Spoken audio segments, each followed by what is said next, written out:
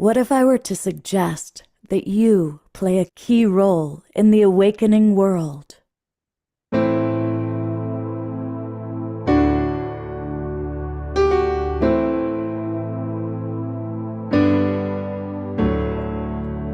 that you are watching this because you have heard the call.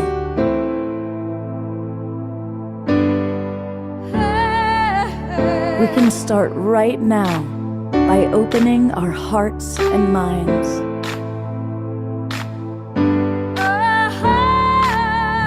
Welcome to the awakening world.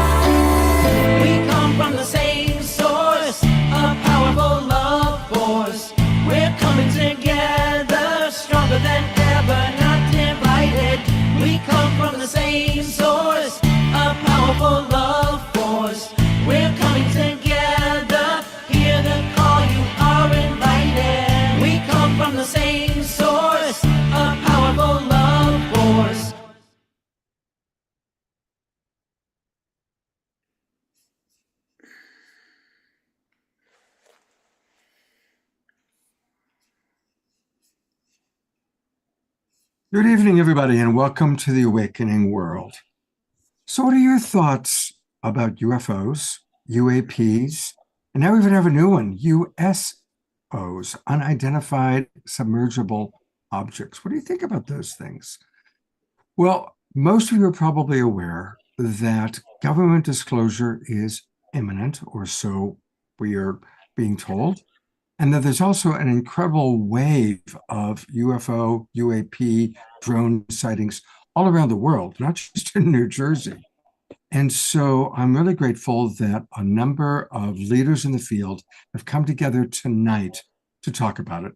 And so I want to introduce, it's such a big show that we have not one, but two co-hosts.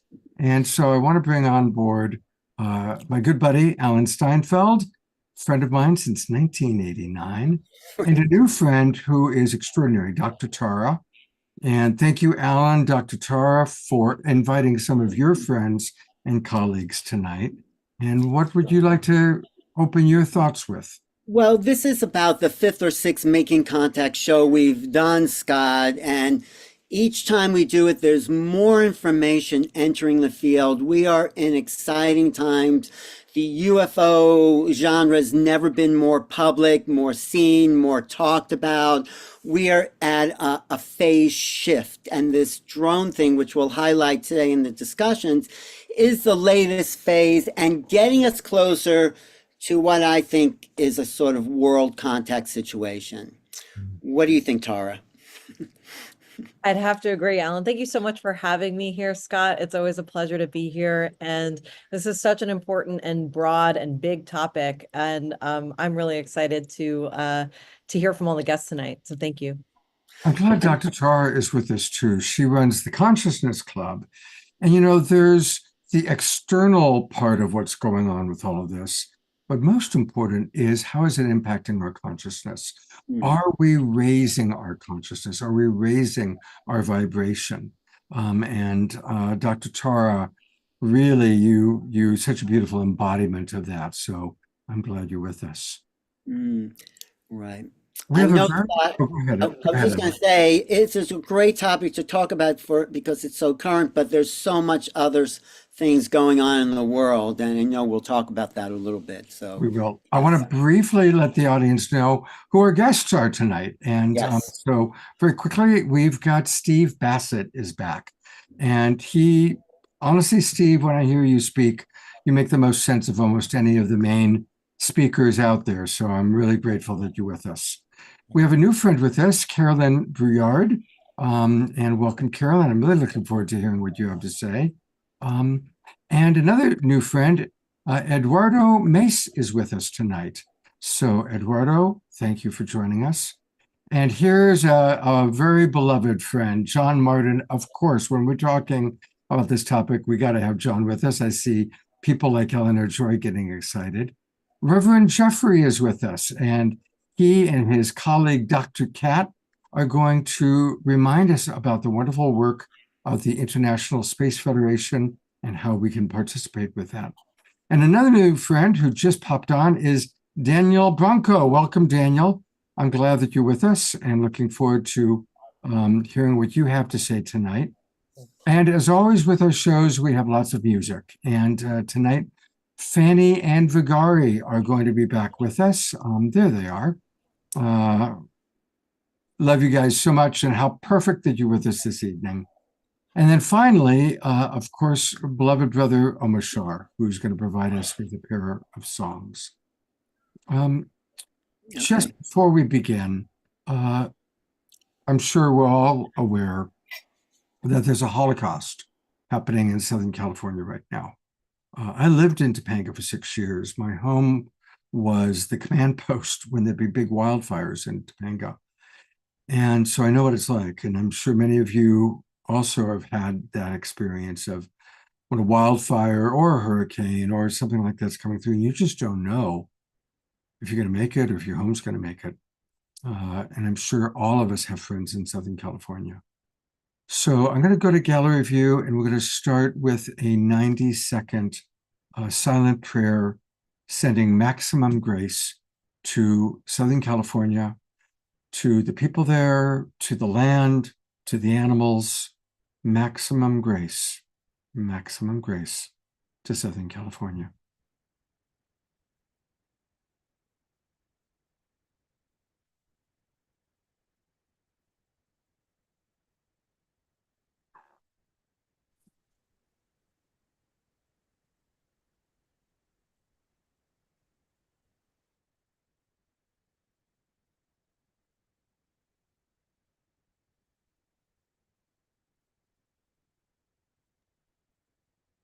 Thank you, everyone.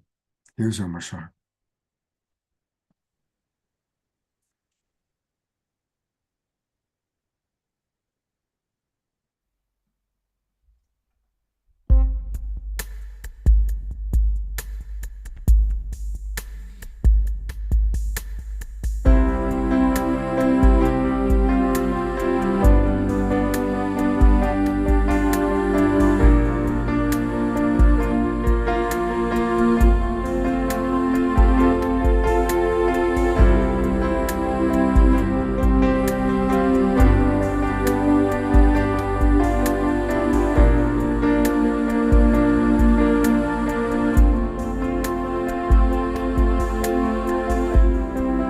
When you feel like giving up, when you feel like letting go, living in this ever-changing world, when it seems that all is lost and you don't know where to turn, the future seems so very far away. So just know there really is a plan. The sun will always shine, and with your hand in mine, all heaviness fades away. The love in our hearts will melt the darkest day.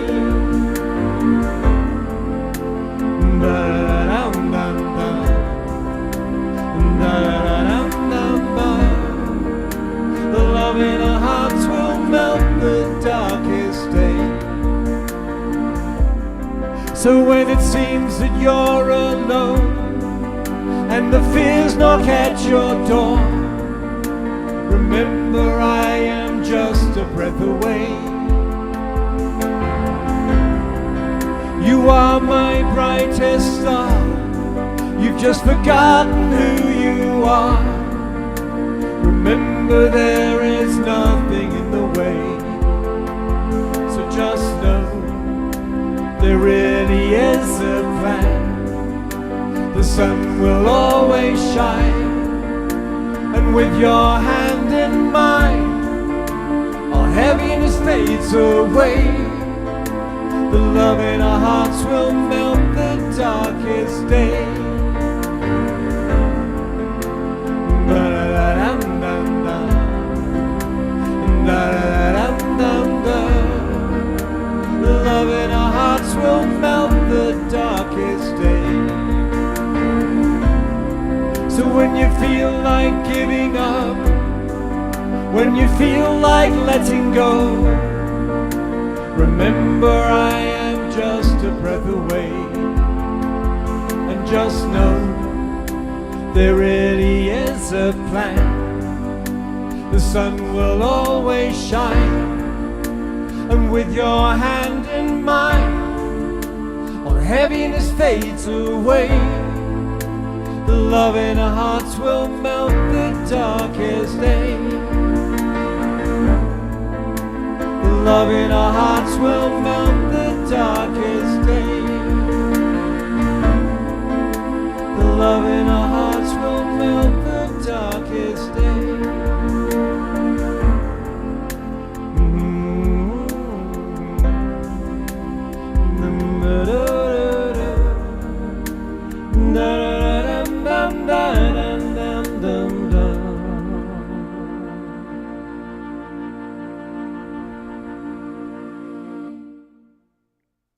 Beauty gallery view. Let's all send love and twinkles.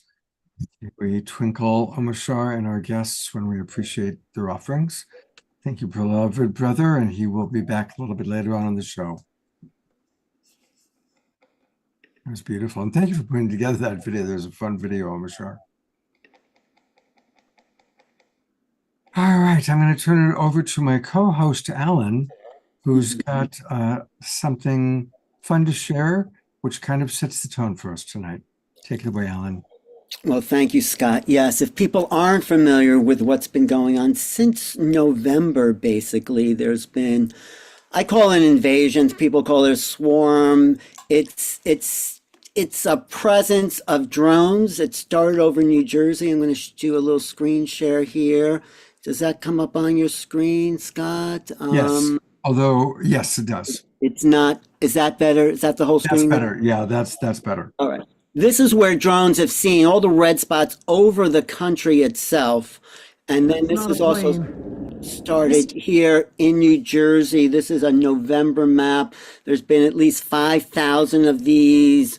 Some look like planes, some look like just triangular lights, some look like plasma. So this is a little clip from a couple of different television stations and videos from Instagram. Mysterious drones have been popping up in the night sky over New Jersey. This is a video of the Morris County drones with characteristic triangle lights. Residents sharing eerie videos like these on social media. Mike Walsh says he's been seeing them since mid-November. They kind of sound like a helicopter, depending on how big they are, is how loud they are. There's red and green lights on either side of them. He reported them to local police, but has not received any explanation. Other residents say the drones seem to fly in coordinated groups, appearing every night except Thanksgiving, and disappearing as soon as the sun comes up. Just looked out the window at 6 o'clock, and there were 7 or 8 hovering right near my home. It's a complete violation of privacy and unnerving. I couldn't sleep last night. Authorities saying there's no known threat to public safety, but residents have stayed on alert. Look at that. Look at that. He is spraying the sky again. Bro, this is fucking crazy, man. Look at this guy.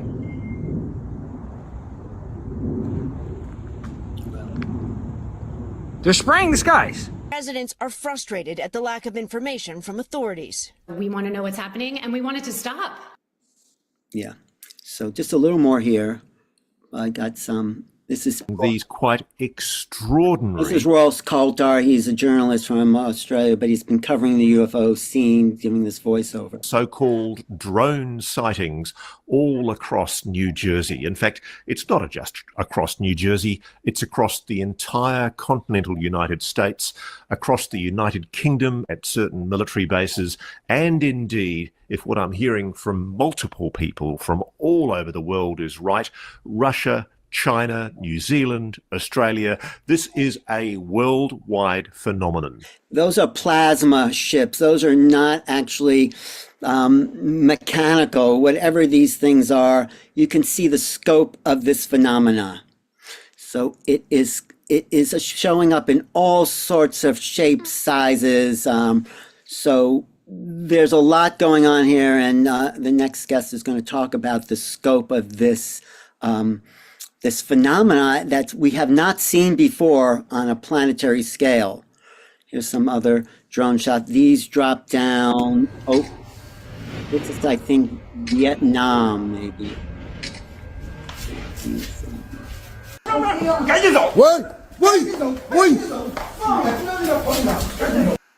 And these are dropping into the ocean and just dropping right below the horizon.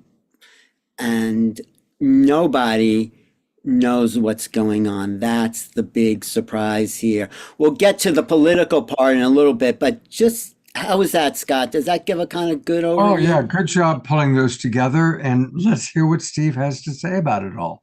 Let me just introduce Steve as person he's a Washington lobbyist for UFO Truth. He's been talking about the truth embargo, I'd say, for the last 30 years, especially on this topic, going back to Roswell 1947 and how it's progressed. And Steve, we are at a new juncture in the UFO UAP history. So tell us what you make of the whole thing.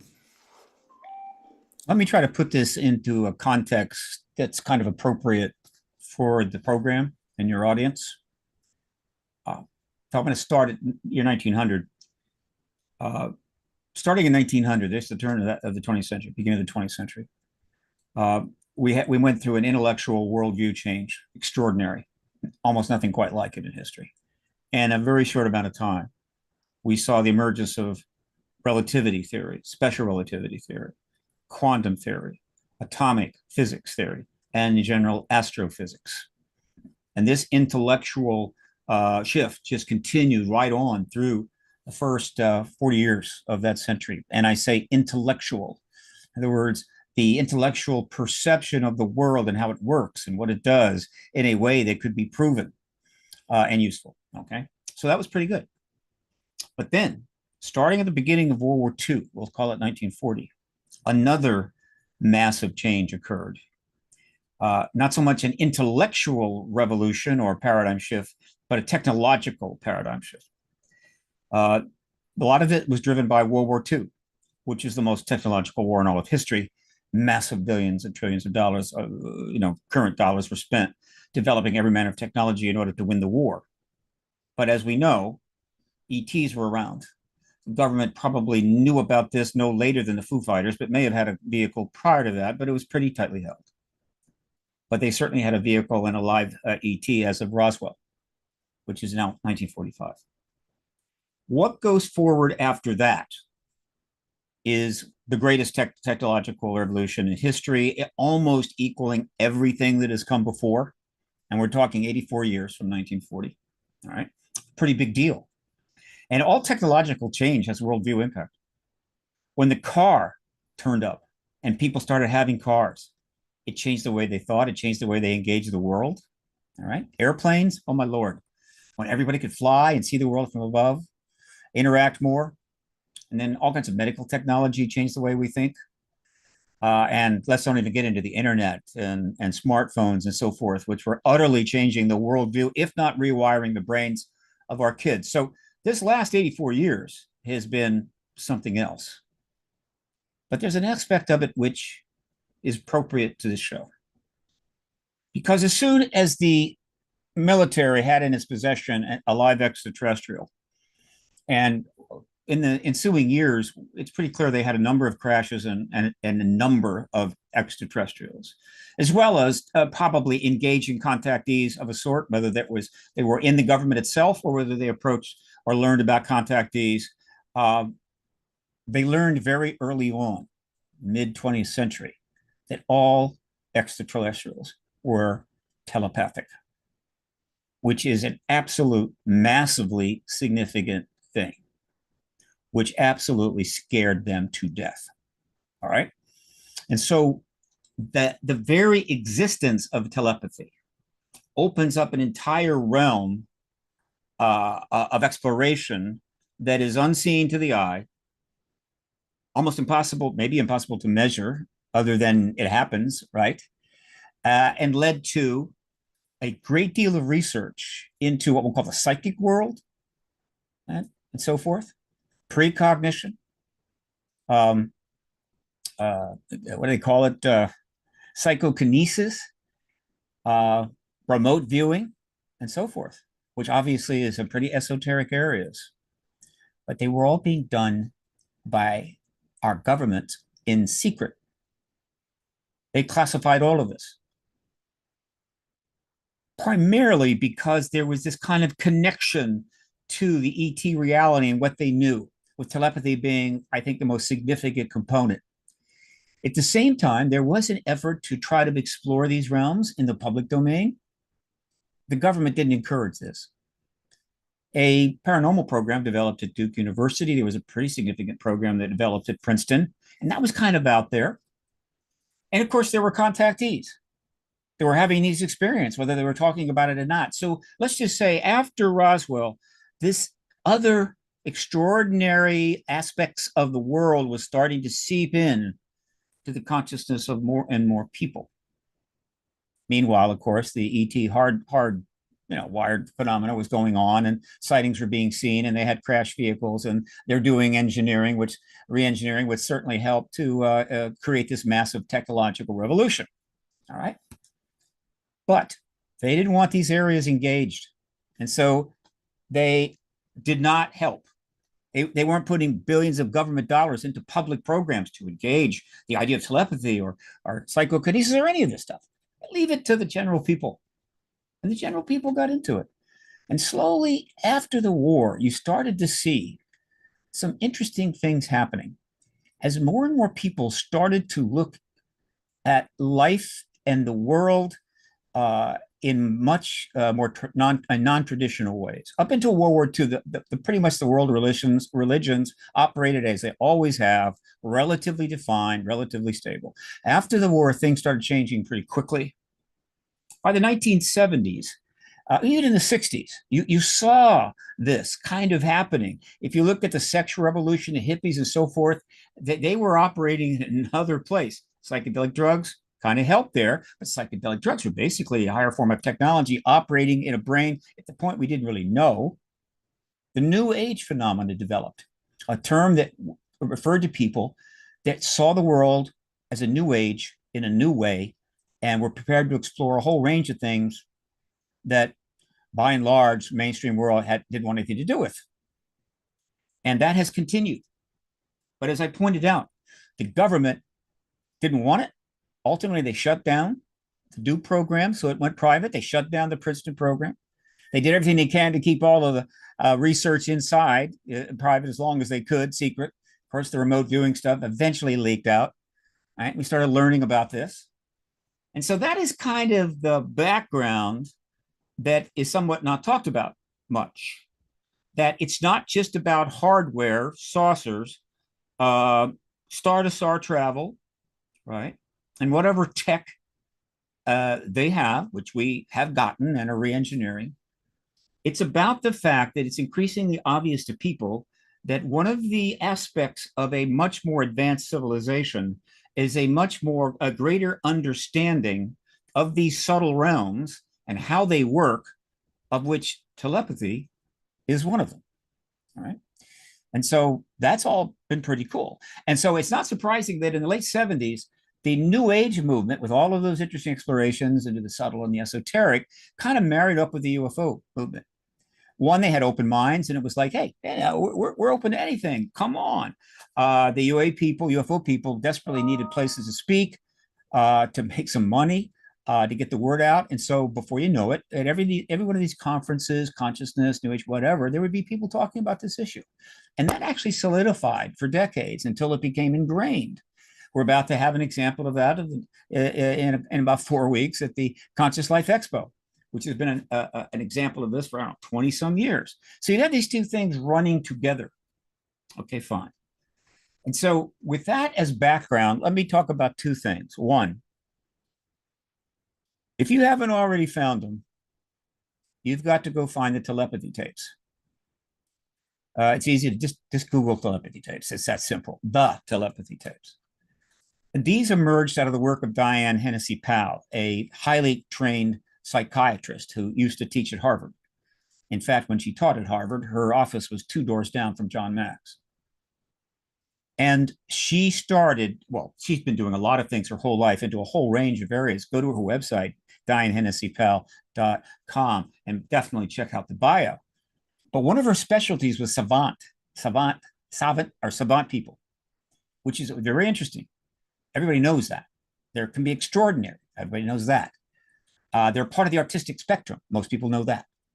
One thing not enough people know is that the increase in on the spectrum autistic children is exploding. Boom. At the rate it's going, if it continues, 1 out of every child will be autistic or a savant or a savant autistic or autistic, whatever, which is, I don't know what to make about that. The government has nothing to say about it, doesn't want to talk about it, don't even need it. Even the national health groups, she engaged it for 15 years. And lo and behold, in that work, she discovered something rather extraordinary. It turns out that she was able to determine beyond any reasonable doubt that certain kids on the spectrum, savants, deep, could telepathically communicate with others, particularly like a mother, right? But in some cases with a non-relative. And she just worked on this and kind of privately. It wasn't really out there much as far as I know, because again, you talk about UFO research, right? Which for years was like, are you out of your mind? Well, a telepathy researcher, not going to get major grants from the government or Harvard. So she worked in San Diego. Eventually, she went up to Medford, one of the great places in the country where she continued to work on this. It finally got to the point where she wanted to go public.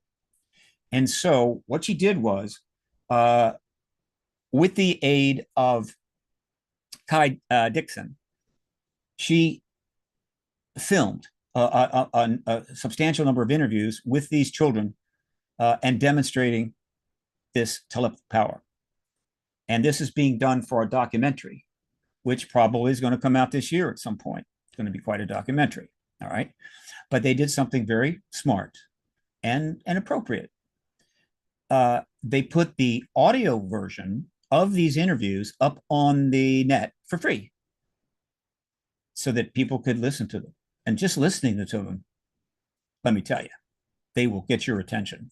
And obviously that's going to promote the hell out of this documentary. So it's probably going to be a smash hit. This is a big deal. The confirmation of telepathy, even if it's just in extraordinary children like savants, is a huge ontological shock for every government in the world. Because, and I was told this 20 some years ago, when you're looking for excuses as to why this truth embargo is so tenacious, so relentless, conducted at any cost, right? To almost any measure, hopefully not too far. We are a good country, supposedly. Why? Well, I knew kind of why. There's some fairly straightforward reasoning, but I was told years ago, one of the reasons they simply have to embargo this is they know if they confirm the extraterrestrial presence, they confirm contactees. And if they confirm contactees, that confirms telepathy, at least between humans and extraterrestrials, all the extraterrestrials, very notable, all right? And once it's been confirmed in the public arena, untold billions of dollars will come in from researchers and billionaires and whatever to study it properly. 1,000,000 times more than, say, Duke was ever to do. And before you know it, they've discovered kind of how it happens, maybe the genetic aspect of it. And the next thing you know, you've got a pretty substantially telepathic citizenry. And I can tell you, nothing puts the fear of God into an authoritarian person or authorities like a telepathic citizenry that is able to read your mind and thus understand and determine every lie you make. So, and it's just in general. That's a whole nother world, right? It is a paradigm shift, probably even bigger than the paradigm shift to acknowledging ET presence. Mm. And in that regard, I would like to mention that we have been very fortunate in that we have secured Dr. Diane Hennessy Powell to be a CITD featured speaker at Contact in the Desert, May 29 to June 2. She will certainly do a couple panels and a lecture. She may do a workshop and an intensive. We'll see. It's up to her. And so I'm very happy about that. I was able to secure that. So with that kind of as a prelude, okay, there's something else going on. And that, of course, is the political process of ending the truth embargo that has suppressed all the information about the ETs to the extent that they possibly could, the technology, the bodies, all the re-engineering, all the learning, all the intellectual stuff, all of that. And of course, the truth of the telepathic nature of advanced beings, which apparently seems to be a fundamental in the universe, sort of like, the laws of physics, right? Every planet has the same law of gravity. It would seem, given we have 5 or 6 species here, all telepathic, that you can't get sentient without eventually getting telepathic. It seems to be a manifestation of sentience itself once it has developed a little further. Or once you're further advanced, particularly in the area of genetics, it's possible to do little, how would you say, CRISPR cutting and put a gene here and a gene there, and voila, you have a nice radio that can send and receive. I don't know, but it's a big deal. Okay, now, while all of this is going on, there is another engagement, and that is the formal engagement of the ETs and the human race, now robustly 78 years old. I put the beginning of this in Roswell, at July the 8th, 1947. And why I say that, beginning of the truth embargo, rather, is that was the evening that Roger Ramey held another press conference and said, this is just a weather balloon. There's nothing to see here, right? And so, and that was July of 1947, all right? In July of 1952, we had a flyby over Washington, a big flap, but not as long, as huge as some, but it was all over Washington, D.C. and the Capitol. So that gave it 10 times more significance.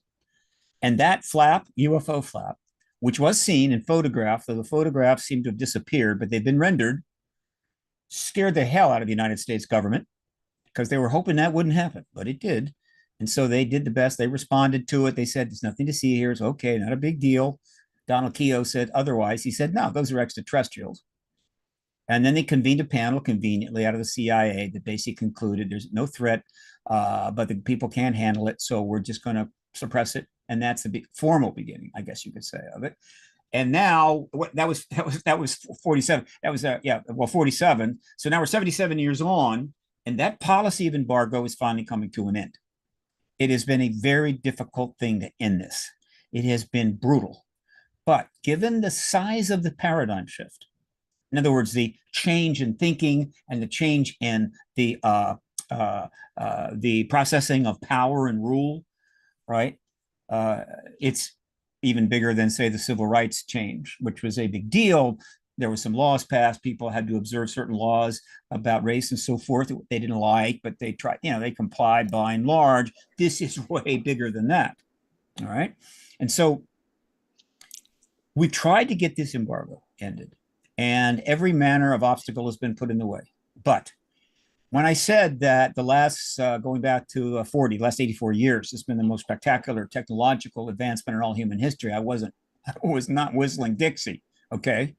And that technological change included the rise of mass global communications at the citizen level at very little cost. It includes the internet. It includes social media. It includes websites. It includes massive fiber optics. It includes satellites. And now it includes podcasts like this. All right.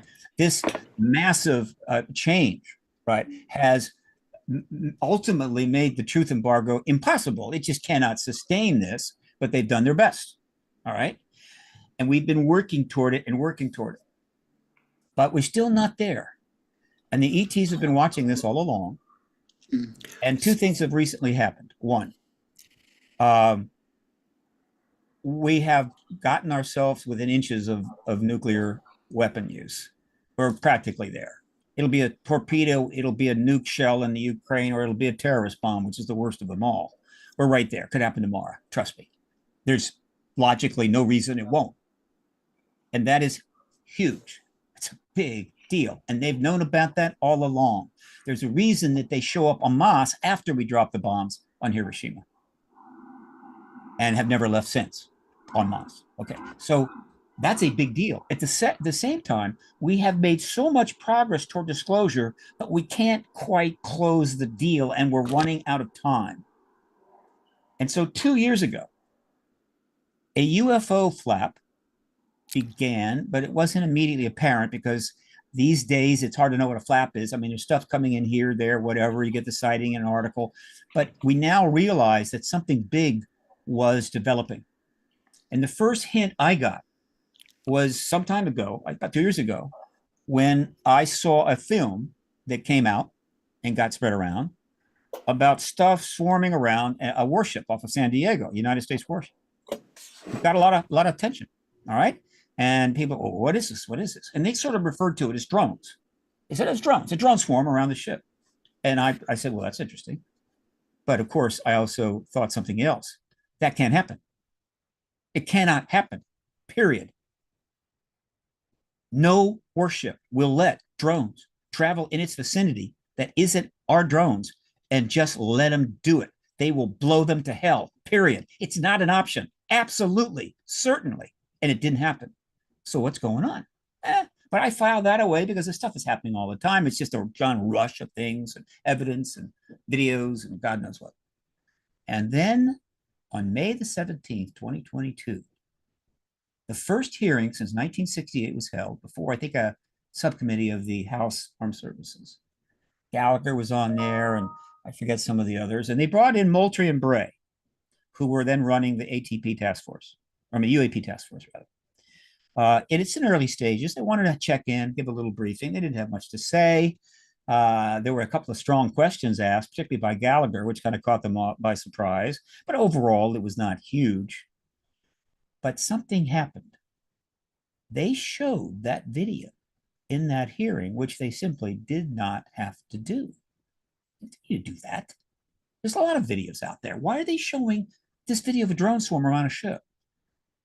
I mean, Bray can't deal with it. They're not going to be able to deal with it, but they showed it anyway. And so what Bray does is he kind of debunks it. You know, it's like a camera angle that looks like this, but there's really nothing there, whatever. And that was that. They moved on. I had to conclude that the reason they did it was to get a little debunk there because that was a problem for them. And now we know why.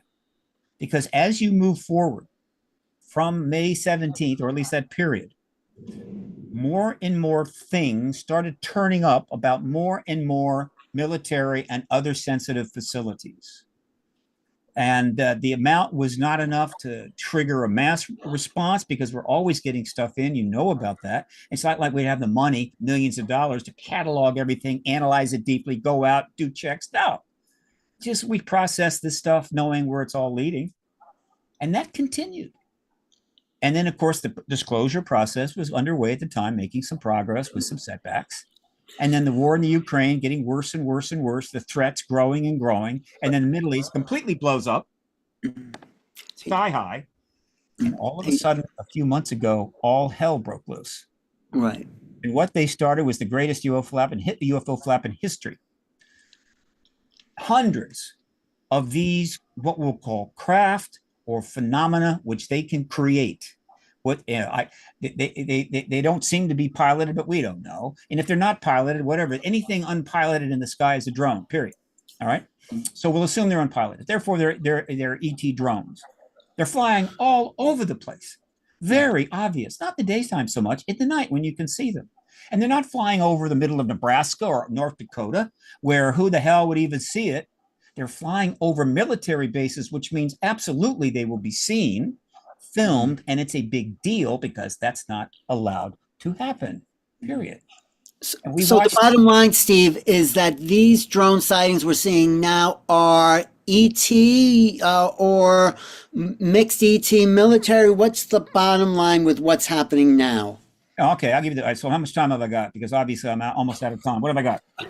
That's okay. That's okay. It's a great history you gave us, so that's good. So This is the biggest UFO flap ever, and it is intentional. There's no question that this is not just, oh, gee, we're just feeling like getting out more. No. And immediately it created a massive problem for the United States government, the Department of Defense. Huge. What do you do? What do you do with 8, 9, 20 information plasma balls here, there, whatever, over multiple facilities, even in other countries? You step out in front of a mic and the reporter says, do you know what these are? No, we don't. You don't? Well, if you don't know what they are, that would be a threat. And if they say, yeah, it's a threat, then everybody puts their hands up and say, oh my God, all hell breaks. So no, we don't know what they are, but they're not a threat. Well, that doesn't make any sense. And so, and could they be foreign? No, and they can't be foreign. And so there's nothing they could do. As that thing is developing in the early days, they're going, what in the hell are we going to do? Because we can't stop the ETs from doing whatever the hell they want. And so it appears that the extraterrestrials have a game plan here. And it's this: we're going to paint the US government particularly into a corner when there is no way out but to disclose. We're going to force it, right? And so they're doing this. It's the videos are coming in, and at some point going back, I'm not sure when, you know, I have the money to follow all this stuff that closely, though I do track all the media. The government sat back and said, the only thing that we can do to minimize this and hold it off for a while, we've got tons of drones. We've got all kinds of drones, many of which people have never seen. They're absolutely advanced technology. They're completely classified. They can do things like you can't imagine. Drone research has been gung-ho for decades and decades. It's the future of war, assuming we keep doing war. And so they got plenty of them. So they started launching these drones up into these events whenever they happen. Right? They're not putting them up over military bases where there's no plasma craft or balls or whatever the hell. They're putting them up into the phenomena. And it's pretty clear for a reasonable person to kind of see, oh, that's a drone. And so they've inserted drones into the phenomena, which means they can call it a drone swarm and therefore imply it's all drones. These kind of really look like drones, but that group of plasma balls, well, yeah, they're drones too. Mm-hmm. It's nothing but semantics. It looks like, though, Steve, there's a plan here on the ET part. This is the first step. Absolutely. They are trying to put the government in a position where it has no move other than to say checkmate. All right. And so this has now been going on, and the government's doing everything it can, but it gets worse and worse because once they put those drones up, it gave themselves bought a little time by saying, we're talking drone swarms. And again, the thing is so huge, the press is there. They're talking to Kirby. They're talking to what's her name at the White House. Anybody that's in front of a mic with respect to the Department of Defense and so forth are getting asked these questions by reporters, and they're serious. Right. And so the question is pretty basic. Whose drones are these that you say they're up there? And it clearly are. At least the ones that look like drones. I'm not sure about the other ones. And the only answer has to be not ours. They can't say they're ours. If they say they're ours, the next question is, how in the hell are you flying our drones over these bases for months? What the hell are you doing? I mean, all hell would break loose, right? Is there some special project? Could it be? You're putting people at risk. This is ridiculous. You're embarrassing the United States. So they can't say they're ours. They have to say they're not ours. The next question is obvious. If they're not ours, are they other nations? They can't say yes. Next question is, wait a minute, you're saying that there's hundreds of drones from other nations, maybe even China and Russia, flying over our military bases, and you're doing nothing? You're not shooting them down. You're not trying to capture them. You're not even sending up crap, by and large, with the odd exception. You can't say another nation, so they say no, not another nation, which is logically absurd. Right. They can't prove a negative. There's no way they could know they're not from another nation. But at this point, it doesn't matter. So the only natural next step is the government say, guess what? We have company. Is that what you say? What is essentially they have now put the government in an impossible place, which includes the presidency, includes the DOD, it includes the Congress and everything, so that to help ensure that all this process we have gone so far on, which is to complete the UAP Disclosure Act, expand and get that done. That could happen tomorrow, but also have the additional hearings that absolutely have to have, particularly from their witnesses, which would then set the president up to disclose. The opportunity for that to happen for Biden is gone. However, the opportunity to happen for President-elect Trump is not gone. In fact, it's ripe. It's right there. And so they're basically setting up a situation where a president is going to have to disclose. And it's probably going to be Trump within the first 45 days or so of his administration. And the hearings are about to be held after the inauguration. And they have made it clear they want the nuclear shutdown witnesses. All right. And so what you have is two possible outcomes here. Either the new president will go to the Republican-controlled Senate Intel Committee and say, look, you got to get that hearing done. And that we really should have done some time ago. Let's get those witnesses in, big deal, whole week, get the hearing done, set the stage, and then he can walk out and say, look, we're not alone. There's non-human tech here. You're going to know more about that real soon. And he's the disclosure president and goes down in history. All right. The other way it can happen, and realistically could happen, is unlike any other president we've ever seen. This is a president that will do whatever he wants. And so unlike Clinton or Carter, and pretty much anyone else, if he were to go to the Defense Department, even his own appointee, Secretary of Defense, or a CIA director, whatever, the head of national intelligence, who he also appointed, and says, "Look, I think we need to confirm this non-human intelligence," and they said, "No, Mr. President, can't do that. People can't handle the truth. It's going to create all kinds of problems." He is the one president who will tell him, "Well, you can go screw yourself. I'm going to do it, whether you like it or not." And so the other way it'll happen is Trump will act unilaterally. He will simply step forward and say, based upon what is simply out there now, just in the public domain, I'm confirming to you right now that we have non-human tech and non-human bodies. We're not alone. And then the hearings will happen pretty quickly and back him up. Either way, we get disclosure, capital D. We're in the new paradigm. And the only difference between those two scenarios, and in the hearing first, then the president scenario, the other heads of state will jump in board like that. Okay, almost immediately, they're coming right out. If the president operates unilaterally and does it alone, in a sense, they may hold off for a while for a couple of hearings to take place before backing him up, but it's a distinction without a difference. Well, that's amazing, Steve. That is a fantastic overview from the history, the beginning of the phenomenon, right to the present time. We'll see how it's unfolded, will unfold and get to some of the other people on here. But thank you. Stick around, Steve, because I want to do two things. First of all, thank you, Steve. We let you go about 3 times longer than you were scheduled for because you gave a tremendous history lesson. It was great, and you set beautiful context. And I also want to really encourage everyone to join the Paradigm Research Group. This is, of course, we've talked about it a lot on this show. A lot of our favorite people are involved with this, including Steve. It is probably the most important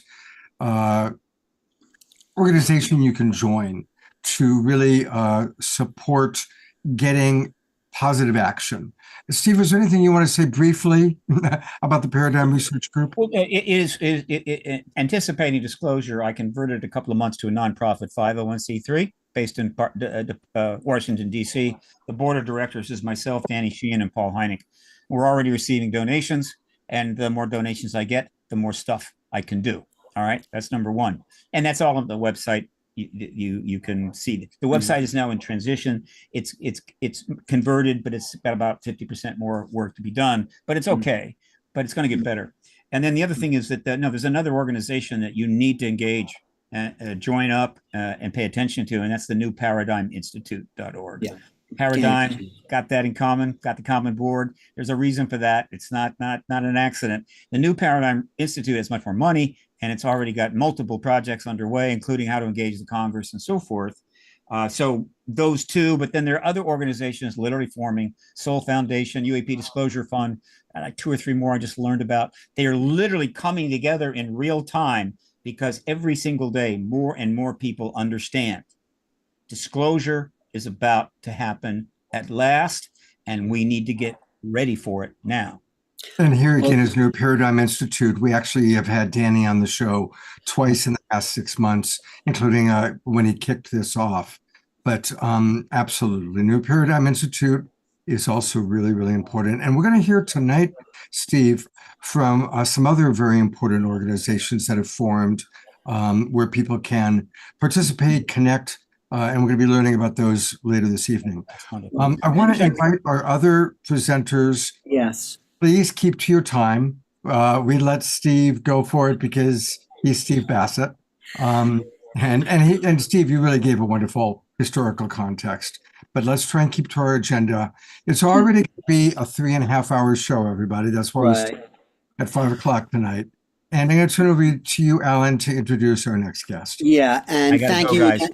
Yeah, thank you, Steve. You know, Steve, this is not something he just picked up. He's been at this for 40 years and 29 years, man. I'm not 39 years, excuse me. So it's his passion. It's my passion, and it's a lot of people here on this broadcast. I think it's the most exciting thing happening on the planet. That is why I'm so happy to introduce the next speaker, Carolyn Brulard,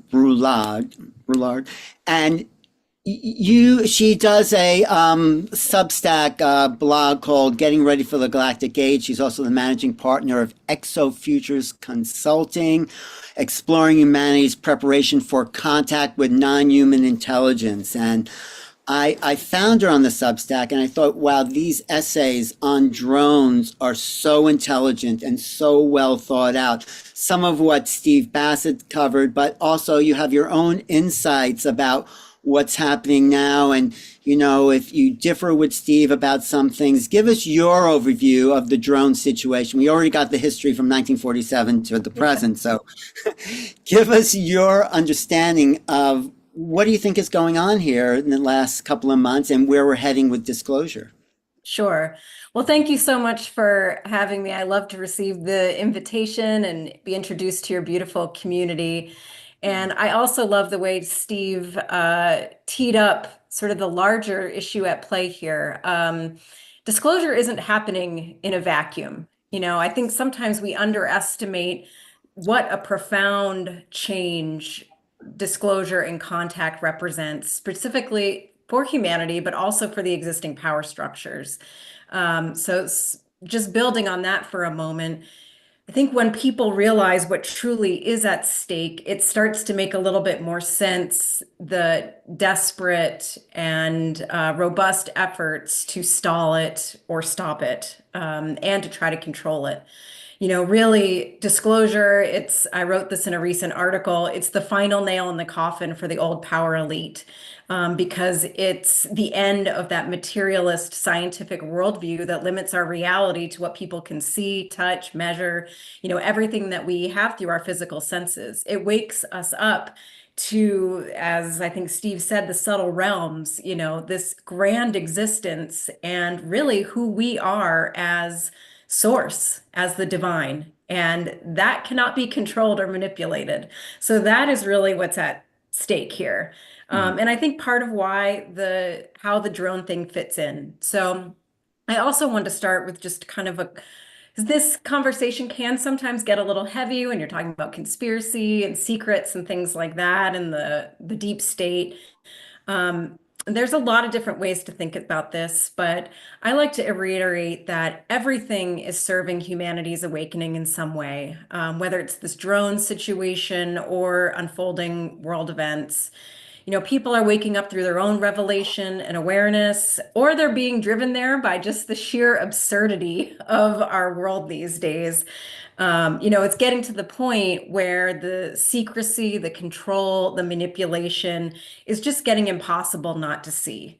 So the timing of those two paths, you know, may be different, and one may be a gentler ride than the other, but the end point is the same. It's the will for something better. It's the drive for truth and the choice to evolve instead of going backwards. So I think we're seeing this drone situation come now as the momentum behind disclosure is accelerating. I don't think that's an accident. So what are we seeing in the skies? At this point, I I'm kind of in an all of the above. I think it's human and non-human. I think it is domestic and some foreign. I think there's some prosaic explanations like birds and planes, as well as some top secret technology that's being revealed. As it tends to be the case with everything that's engineered to capture the public's attention, it's really never just one thing. I think what we're seeing here is multiple actors and multiple agendas at play. We're seeing these quote unquote drones across multiple countries. This has been occurring for multiple months or years, depending on how wide you cast the net. And we're seeing advanced technology that we haven't perhaps seen before. So I think that suggests a level of coordination that transcends the traditional nation state borders. This is not simply a US thing with, even just the US government behind it. So certainly, non-human intelligence would qualify for that, having that global reach and the technology. And I do think that's a lot of what's showing up. My perspective is that they're more, they've always been here. They've always been making themselves known, and there is more of that now, but that they're perhaps leveraging a situation that was otherwise intended to be a psychological operation. When the government says they don't know, that's a good sign that there's probably some kind of psyop going on. When you think, given that we have drone warfare and the sophistication of the surveillance state on this planet, it is completely unfathomable that they would not be able to track and see where these things are coming from. That's part of that cognitive dissonance where it just doesn't make sense that, that the government's answer is credible. We don't know means we don't want to tell you, basically. In one of your articles, you wrote about also, maybe you've had more to say there, sorry, how the drone situation could end. Go ahead, but continue, sorry. Yeah, so, I do think this has a large psychological operation component, but I think there's intended effects and unintended consequences.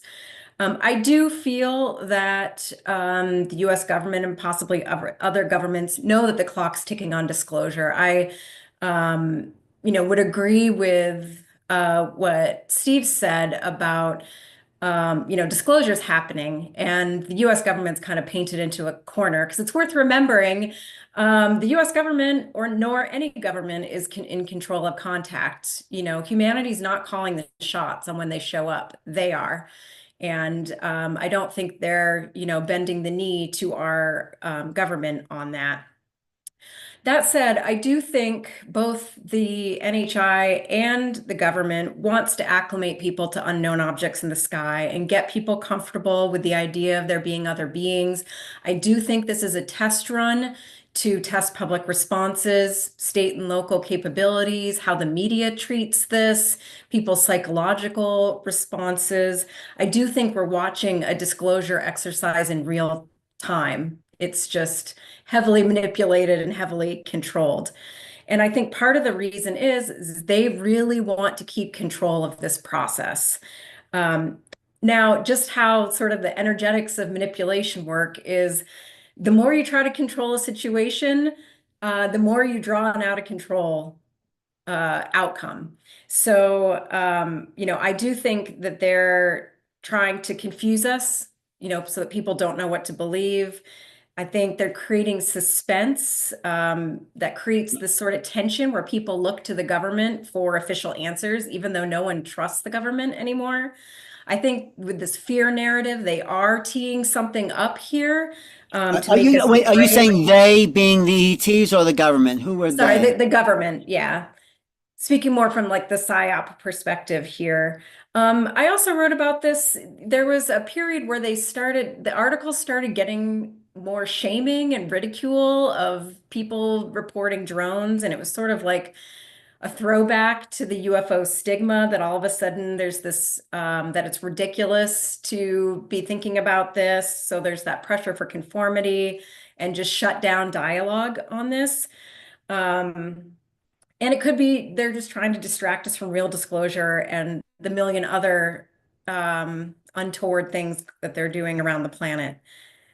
Now, the unintended consequences, really quick, and then I'll get to what I think is going to happen, is as I was saying in the beginning, I think all of this is serving to wake people up. It's strengthening our collective capacity for adaptation and growth. It's giving us practice in managing uncertainty and dealing with the unknown. It's helping us form networks to share information and build communities of support where we can rely on one another instead of looking to traditional authorities for answers. We're also, I think, getting really wise to PSYOP tactics and strategies. And as that happens, we're strengthening our immunity to them. You know, if you think about it now, and I don't know whether X is the best representation of this or not, but these, you know, what the media is putting out and what the government's putting out, people are seeing it, you know, swiftly and robustly as the lies that they are. You know, things that were accepted at face value now just don't stand a chance if they're not in integrity and they're not in authenticity. So in terms of going forward, you know, in part, we just have to see, like I said, I do think disclosure's chugging along. I don't think the government's going to be able to control it the way that they want to. That said, I do think this drone situation is probably building towards some kind of climax. You know, whether that centers on the drones, some people have predicted some kind of drone melee or war or some kind of false flag. That's a little problematic in my perspective, but I do feel like there's enough energy here that there needs to be some kind of release. Again, whether that's a drone event or something that leverages the groundwork that they've laid with the drones for something else. So I'll just wrap up quickly by saying, you know, I think this situation is presenting us with a choice. We can either succumb to fear and be led astray by the uncertainty, or we can rise to the occasion and claim our sovereignty and use this as a moment for growth. Wow. Carolyn, Great. thank you so much. you. And I want to let everybody know we're going to have a couple of roundtable discussions. So we're going to be hearing from Carolyn and the others a little bit later on. But briefly, quickly, I encourage everybody to register for her Substack. Obviously, this is a very intelligent woman. She's got some really great points. I love your use of the word robust. And you can find her at thegalacticage.substack.com. The Galactic Age, period, Substack, period, .com. And Carolyn, thank you so much for being with us. I'm looking forward to hearing more from you a little bit later in the show. And I recommend her articles on drones on there and ET contact in general. She has about 10 or 20 articles that are really well thought out. Thank you, Carolyn, for being with us today. So stick around. And here is Dr. Tara, our other co-host, to introduce our next guest. Thank you, Scott and Carolyn. That was wonderful. I'm a mega fan already. I've subscribed to everything. So thank you so much for that. And just coming on now with Dr. Bronco, Dr. Daniel Bronco. Daniel has more degrees than a thermometer. He has an MD, a PhD, and an MBA. He did his postdoc at Harvard, where he developed surgical techniques to prevent seizures, and he's just an amazing person and a good friend. And I know, Daniel, that you share this perspective that moving away from fear and towards raising consciousness really is at the crux of this. So I want to turn it over to you and get your brilliant perspective on drones and disclosure more generally and broadly. Well, first of all, Tara, thanks for the introduction, and thanks everyone for being here. Thanks, Scott. Thanks, Alan. It's a pleasure being here. When it comes to the world of disclosure, I'm a newcomer. I've been involved with the phenomenon for at least 30 years as an experiencer, but as a public person speaking on the phenomenon, that's quite new to me. as Tara mentioned, my background is in neurology and neuroscience. Uh, I'm not a professional author or anything. I don't dedicate full time to this disclosure movement. I work as an executive in biotech, so I'm pretty much like a 3D person and like a establishment person. But I enjoy the opportunity of being here because I believe it is time for us to start making this 3D world really transition into something new. And I appreciate so much the work that all of you have been doing as the pioneers in this space, to which I'm so new. So my interest, well, first of all, I think it's safe to say that I decided to pursue, and the reason I have so many titles is that I decided to pursue a career as a and go to medical school in the first place because I wanted to understand and learn about the brain. And then I thought that growing up in Brazil, that's where I'm original from. I thought that learning about the brain would be like the ultimate challenge. And I wanted to learn and understand how the brain creates consciousness. That was back in the 90s when I went to medical school. And eventually became a neurologist and a neuroscientist. And one day I was about to become faculty at Cornell University in the Memorial Sloan Kettering Cancer Center in brain mapping, doing brain mapping research. And I decided to quit academia because by that time I was realizing that the brain doesn't really create consciousness the way we believe or the way science traditionally believes it does. And I thought I was not going to accomplish my journey in academia. That's when I decided to quit. And then I did an MBA just to make a living and pursue a career as an entrepreneur. But my life quest and my ultimate goal is to understand. And I'm glad that Steve Bassett mentioned about telepathy because and that's not to say that my ultimate goal is to understand telepathy, but to understand that kind of phenomenon, that kind of conscious experience, which in my opinion is way more relevant than orbs in the sky and the physical phenomenon that we are able to see. I think that most of the answers are coming or will come from within. Um, Throughout my journey, my work, I came to understand that consciousness is primary, is more fundamental than the brain. And if that's the case, everything that happens phenomenally, like in 3D, everything that is measurable is less relevant to those things that can only be understood by experiencing. Um, and my goal, my personal goal, is to help society uh, migrate or shift to that understanding because I don't really think we're gonna have full disclosure whereas for as long as we don't understand the nature of the phenomenon. So it's not really about, even if the government came out and said, oh, so these craft are real, and then all of these VC funds decide to invest in developing craft technology. Uh, I don't really think we are still uh, touching the bigger revelation. The bigger revelation cannot be given to us. We actually have to reach out to it. And and I think that's one of the reasons why disclosure is so difficult and intricate, complicated, because it's not just about telling it's real. Because then the question is, what is real? And the answer is much more complex than our 3D paradigm can really actually provide to us. So sorry if I spoke too much, but that's what I'm coming from, and that's how I intend to add to this conversation.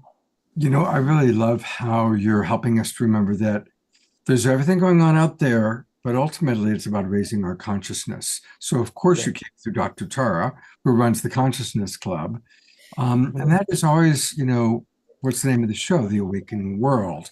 We've been doing this for a long time. So it is all about, okay, it's fascinating what's happening out there, but how's that changing the way we see ourselves and raising our consciousness, raising our vibration? So I think without raising consciousness and vibrations, we're not really going to understand what's going on, even if we are told there is something going on. Because I don't really think the government knows deeply what's going on, because they are not high vibrating. It's not a high vibrating structure. So it's impossible for them to really understand what's going on just because of that little fact that they are not really high vibe. Absolutely. And I have to say, coming from the ivory tower myself, having been on faculty at Cornell as a psychologist and talking to you, Daniel, it's really reassuring for me to hear you say that and to really kind of come out of the closet as someone who is an experiencer and who understands these, we'll say non-3D, 4D, 5D experiences. I think it's really important that people like myself and everybody else hear your perspective. So thank you so much for coming on the show. I personally appreciate it. And I know I could speak for a lot of other people when I say that they probably appreciate it as well. So thank you so much, Daniel. And Daniel, I'm hoping during the roundtable discussion, if you're willing, that you might be willing to share a little bit about your actual experience, because then that can open the door for other people to share. So that would be wonderful. Of course, there's quite a few, so it might take a while, but pick your favorite one. We'll try to narrow it down. Yeah. Yeah. Okay. Thank you, Daniel. So much. Dr. Tara, I know you've got another guest to introduce.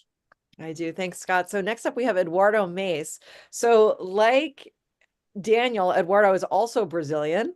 And we were all at Soul Symposium together this year, which is one of the budding conferences that Steve had referenced earlier. And Eduardo is an entrepreneur, multimedia software pioneer, developer, editor, and multimedia author. And we are so lucky and thrilled to have him here to hear his perspective on souls, drones, and disclosure. So welcome, Eduardo. Oh, thank you very much for having me. Thank you, Tara. Thank you, Alan. Thank you, Scott. It's as with Daniel, it's really the first time I come out in public and talk about these things. I love what Steve put in terms of history and the contributions of everybody here and the positive energy that everybody's having in the chat here in Zoom. I love it. This is all very interesting and uplifting. I come from a long journey as an entrepreneur. I mean, I started my journey when I was 12 years old. I was very young.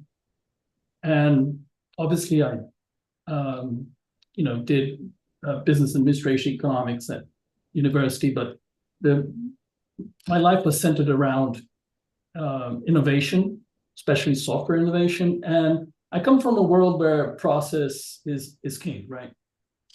And I'd really like to sort of share a brief moment of how I got to the consciousness part, which is what Tara does so well at the Consciousness Club.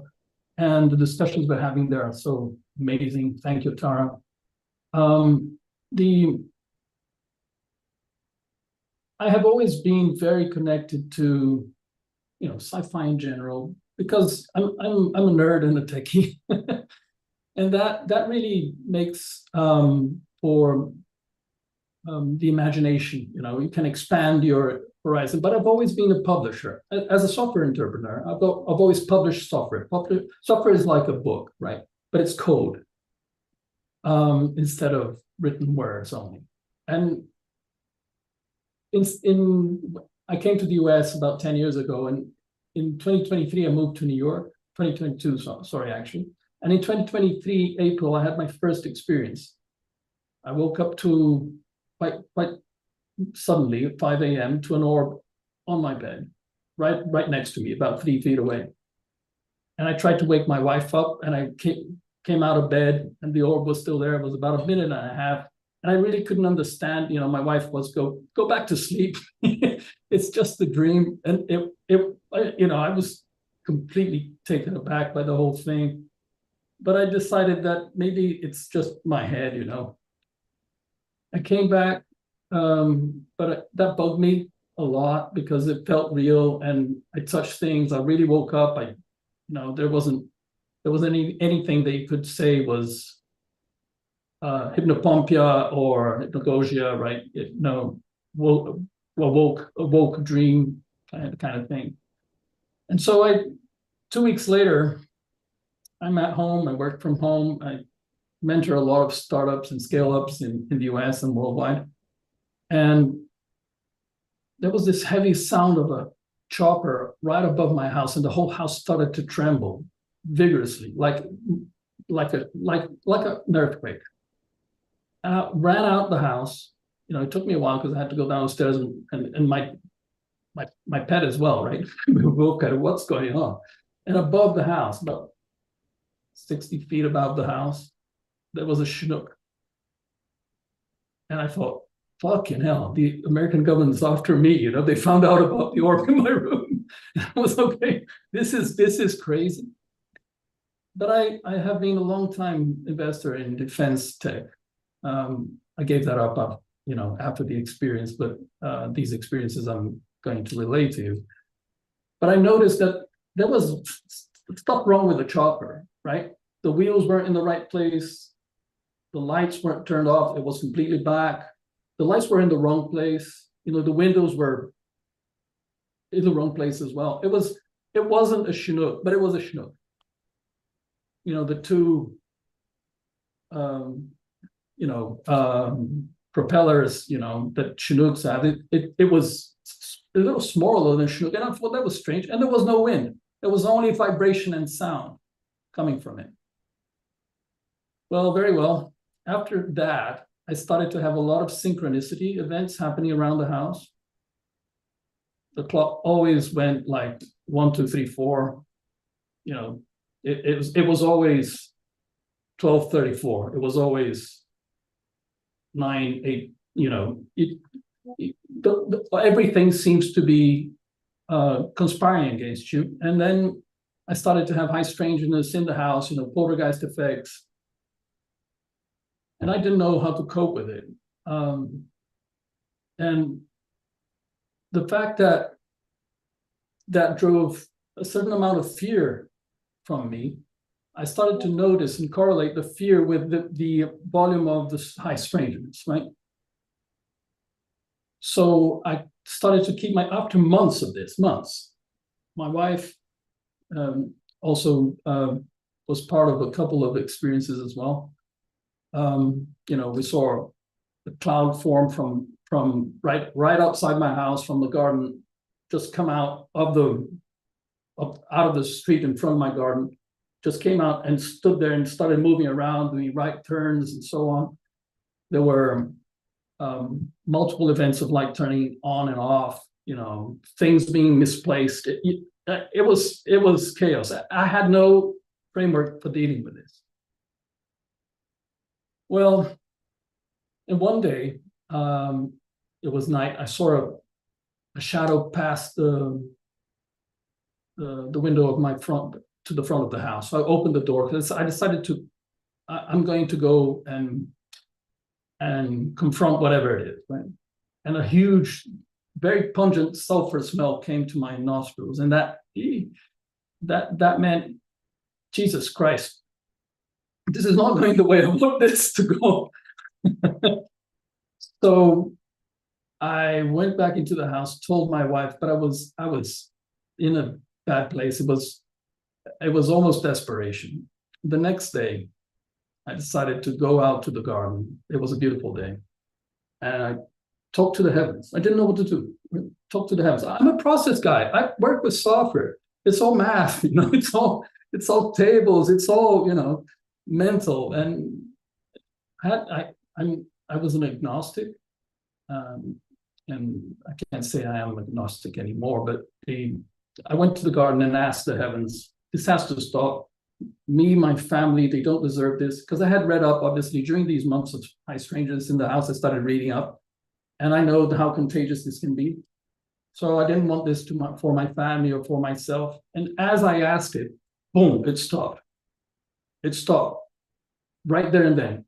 And I thought, wow, after a couple of days of nothing happening, right? The synchronicity went away, my strangeness went away. I thought, wow.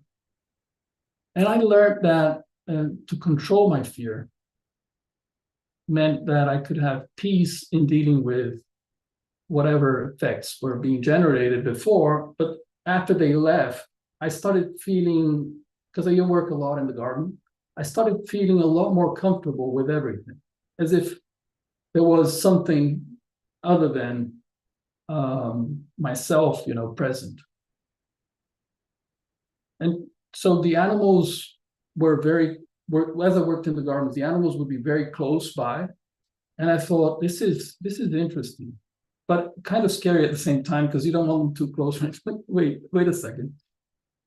Basically, I decided to test out, after reading a lot about it, that when you have close encounters of this type with an orb, sometimes they alter your consciousness, right?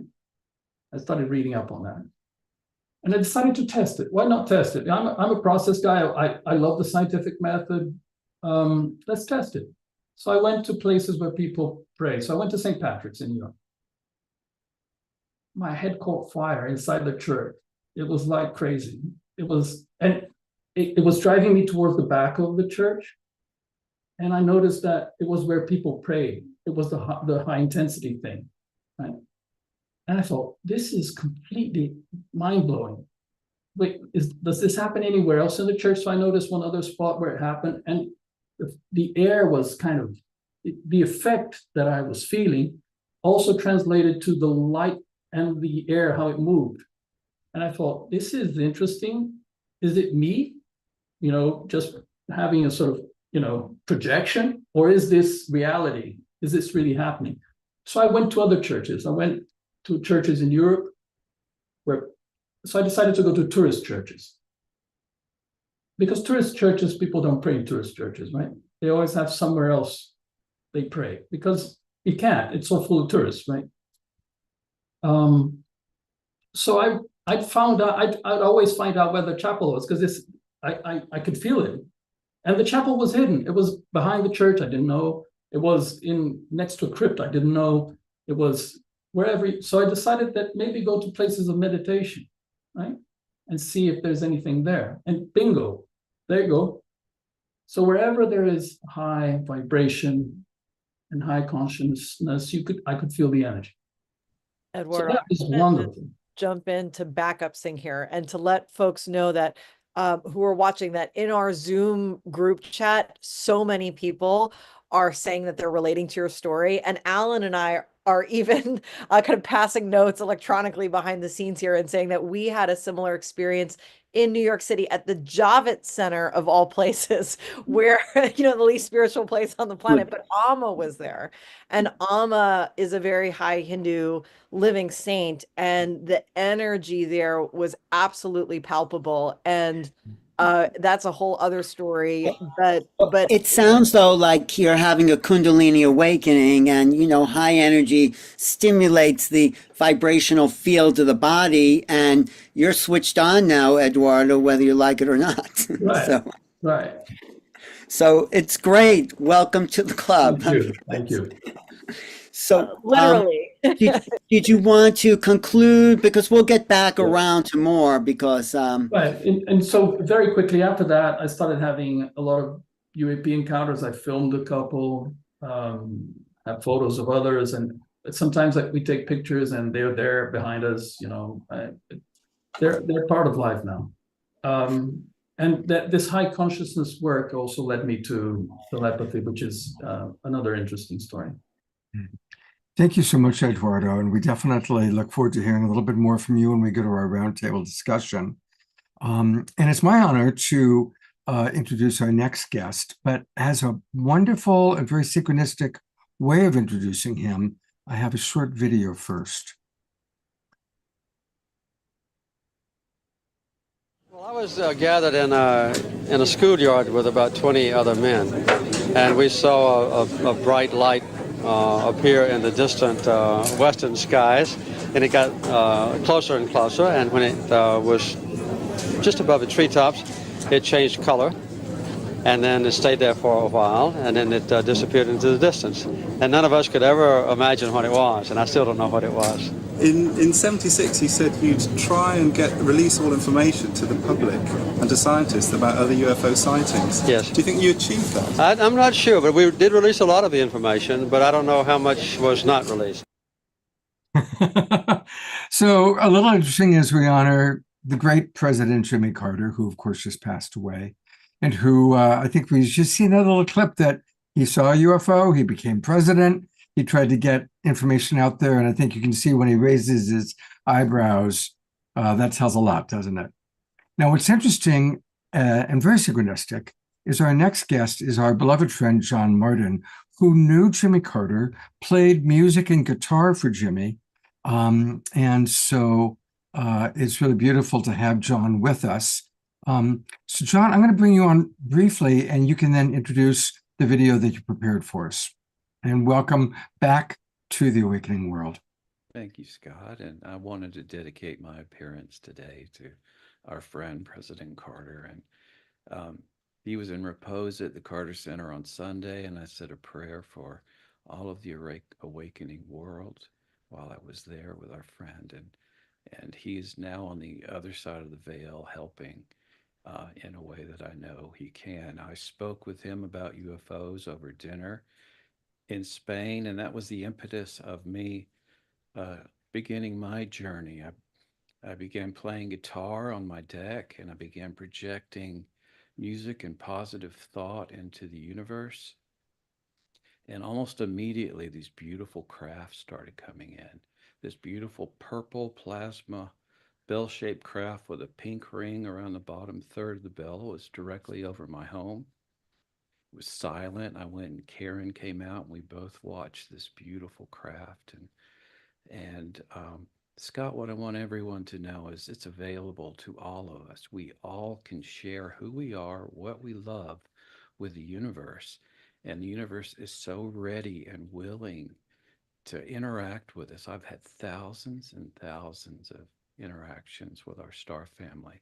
I kept playing, and then this beautiful cross and crescent shape, two craft, metallic, burnished metal, the size of office buildings, that came over my home. And I was fooling with my camera, and they said, please don't take our picture. We'll give you something that you can take a picture of. And just a few days later, right above my courtyard in the same spot, was this beautiful heart-shaped cloud. And I actually had Darshan with Amma, and I showed her the picture, and she said, "Oh, heart cloud."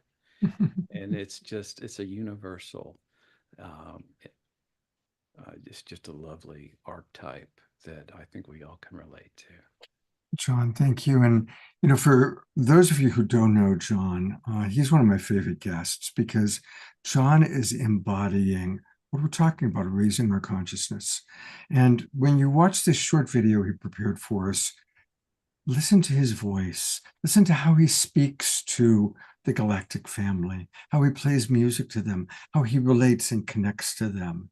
And that to me is just a beautiful modeling of what's available for all of us. So here we go with a very short, wonderful video from our beloved friend, John Martin. Thank you, my friends. How beautiful is that? Thank you, beautiful ones. Thank you, my lovely friends. That was lovely. Thank you so much. Hey, beautiful ones. Hey, my gorgeous friends. Thank you for coming to see me. Hey, beautiful ones. I was asking what your name was. Thank you, sweet friends. Love you. Thank you, friends. Wow. Wow. Oh, there's my friends. Oh, there's two. Oh, how gorgeous. Wow. Gorgeous. So awesome, friends. Beautifully done. Wow. That was great.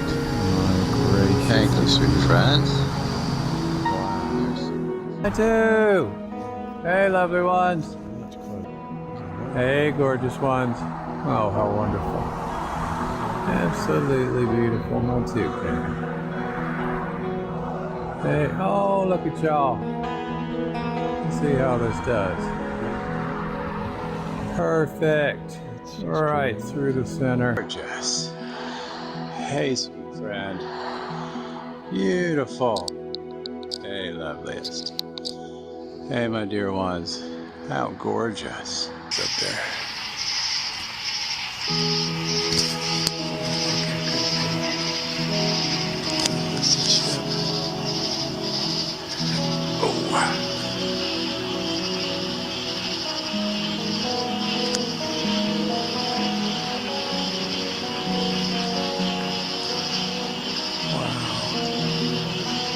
Yes. Oh, my battery's going low. Don't go out on me now. That's amazing. That's wonderful. Thank you, friends. Wonderful. Thank you, my friends. That's just great. Thank you, lovely friends. Wow. Thank you, beautiful ones.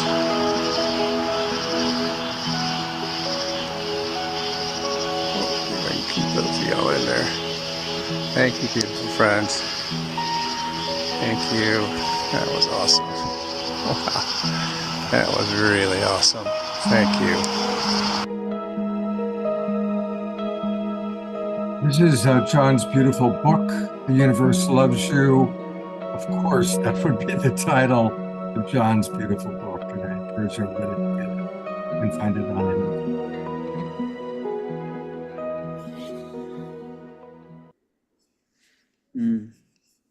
Wow. That was beautiful, John. Thank you. And as I was watching these videos, I was really reminded of these CE5 experiences that I've had, and I know Alan and others on the call have had as well, when we're out raising our vibration, meditating, tapping into the field, and crafts show up, orbs show up. It's something that I have not talked about publicly, but I've experienced this. Alan and I experienced quite a spectacular show out in Sedona after a very intense meditation with a lot of people who've been practicing meditation for a long time and training their brains with biofeedback at the Biocybernaut Institute to get into these high vibrational states. And we saw 21 craft blink in one by one and move across the sky and blink out one by one. Wasn't Starlink, wasn't a satellite, wasn't anything human. And it was stunningly beautiful. And that loving tone that you have, that's what attracts at least some of these kinds of crafts and orbs in. And so that was beautiful to see. Thank you for sharing that. Yeah, I think it is the feeling, the vibration, you're raising out of the lower chakras. I think, Carolyn, you really hinted at us or talk about some of this directly and what your experience. You want to add to like the vibrational aspect of the UFO phenomena there, Carolyn? Sure. There I am. Yeah, well, I mean, I agree with what's been said by a lot of people so far is that consciousness is primary, and I've also had those kind of personal contact experiences, and whether we call it telepathy or consciousness, just go back to that as the medium to know that we can connect with beings in other dimensions, to feel a sense of kinship and connection with something that's flying up in the sky or appearing. It's really the most magnificent paradigm shifting experience you can have. And again, I think that's going back. It's like we've been so conditioned to stay in survival mode consciousness, these lower frequency states that shut us off from so much of that. And I'm so excited, whether it's like people come onto it through the telepathy tapes or through their own contact experience or a Kundalini awakening, programs such as this, like however people arrive at that expanded consciousness, it's just flooding the collective right now, I think. And it's I think it's acting like a magnet for I say disclosure, but like sometimes what I really mean is the contact, because we all know, like it's been disclosed, like we all know, it's like we shouldn't need to look to the government for official confirmation. Really, what we're talking about is connection and communication, and really starting to create that galactic age that is the next step of our human evolution. Well, I love what you wrote in the chat about John's video. You said that video montage made my heart swell and third eye blast open. Thank you. Absolutely. And it's, again, just riffing on what Carolyn said and what John is demonstrating for us. We don't have to wait for the government to do anything. Go out into the backyard, go outside, or from your own bed, just tune in. We can have these experiences. And, some of us, it might be experiences with ancestors. Some it might be with what we call angels or archetypes or spiritual beings. For others, ETs. But the veils are thin, and the 100th monkey effect is happening as more and more of these shows, more and more of these conversations take place. The more we all go, oh yeah, that's right. Oh, I can access the quantum field. I can have telepathic connection with beings on the other side. And it's a very exciting time to be alive. I think our star family recognized the challenges that we are faced with on this very difficult third dimension, as Carolyn was saying. And when we project who we are, when we project the very best of ourselves, it is acknowledged immediately. And I share when I go outside, I talk with our star family. I share things that are happening in my life, challenges I have, wonderful things that are happening, and I can feel their beautiful energy. Even if I don't see them, there's that connection that's always there. And if can you imagine if millions of us do this? We will absolutely change the world. And it's such an honor to be here, Scott. And thank you for having me. And Alan, thank you. Love you, John. Speaking of Alan, by the way, we are about 40 minutes past with the agenda. So hang in there, everybody. Alan, I think you're up next because you've got some videos to show. Well, I have some videos. I was going to show the government's videos, but you know what? That just takes us down. Like all they're saying, I'll sum it up and I'll show something else, is that the Pentagon saying we don't know, the papers are saying we don't know, everyone's saying we don't know what these drones are, basically. And then we have someone like, I'm going to show the Chris Bledsoe tape because I think showing the government saying over and over again, you spent millions of dollars. What do you mean you don't know? How could you not know?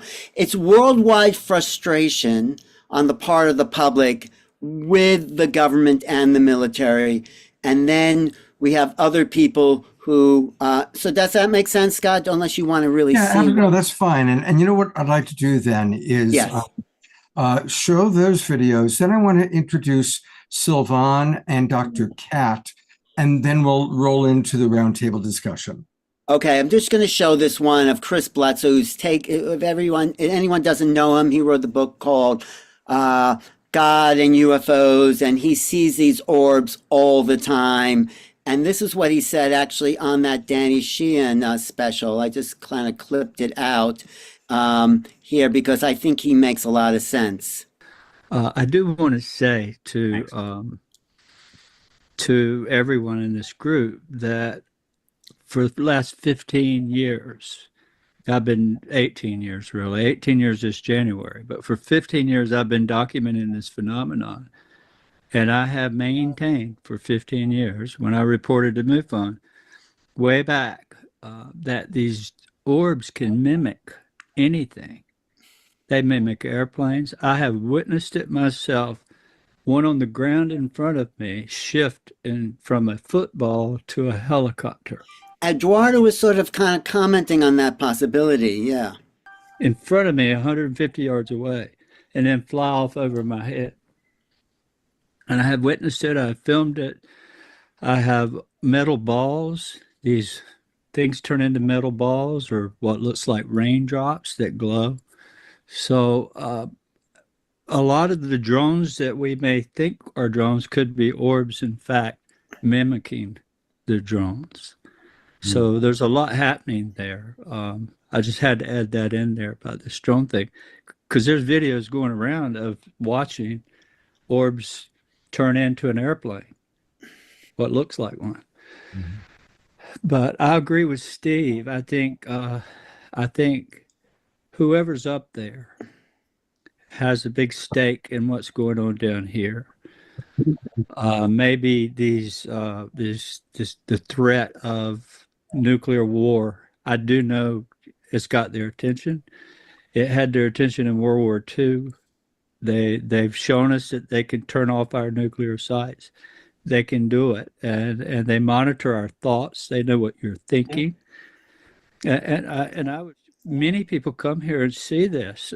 Just speak to the sky, and all of a sudden they start showing up and flashing and flying by. It's because they can hear us, and they know what we're thinking. And I'll end it with this: that I do know that they're alarmed at the situation in this world, but I think the good will come. It'll all even out, and we'll get past it with a new knowledge, and there'll be a reset in the way we move forward in our thinking in this world, and in our education system. It's got to change. We've been so long saying that we're alone and thinking that. We've got to get out of that. We've got to move forward. We're going to have to realize that there's a higher power above us. However it's laid out, it's there. They've been writing about it for thousands of years. It's the same thing the biblical stories we're talking about. What does that mean? We really don't know. But I can tell you it's there, and I can share it with people, as many as 200 at the time, and do it every time. And so, like Rich, if you want to come see it, you come to my house and we'll share it with you. And and that would be a big thing in helping you understand more about this. I think once you see it and you see it react to you, it changes your whole thought process. And it changes everything and the way you perceive things. And I see it happening all the time. All right. So that I thought he is like a UFO saint. That guy. I've hung out with him. His just being in his field is very elevating. I mean, I think after hanging out with him for a week and I had this teleportation experience. I did. I'll talk to you about that sometime. But something happened. Something shifted that was just, he's at a vibration, and he's holding that for a lot of people. And he's like John, he's calling in these things all the time at his place. So that's one piece. I could show the Bashar thing now, which let's show Bashar a little bit later. Let's show Okay. Bashar a little bit later. Okay. I want to get to Dr. Kat, and I want to get to Sylvan. Yeah. We'll get to our roundtable discussion. And then definitely we'll show the Bashar video. Yeah, after the roundtable. Yeah. After the roundtable. Thank you, Alan. Thank you, Dr. Tara. And, one point, just again, from a historical perspective, the big Roswell crash happened in July of 1947. Why Roswell? Well, that's where the 509th Atomic Bomb Squadron was. At the time, only atomic bomb squadron in the world was in Roswell. So obviously there's a tremendous amount of activity.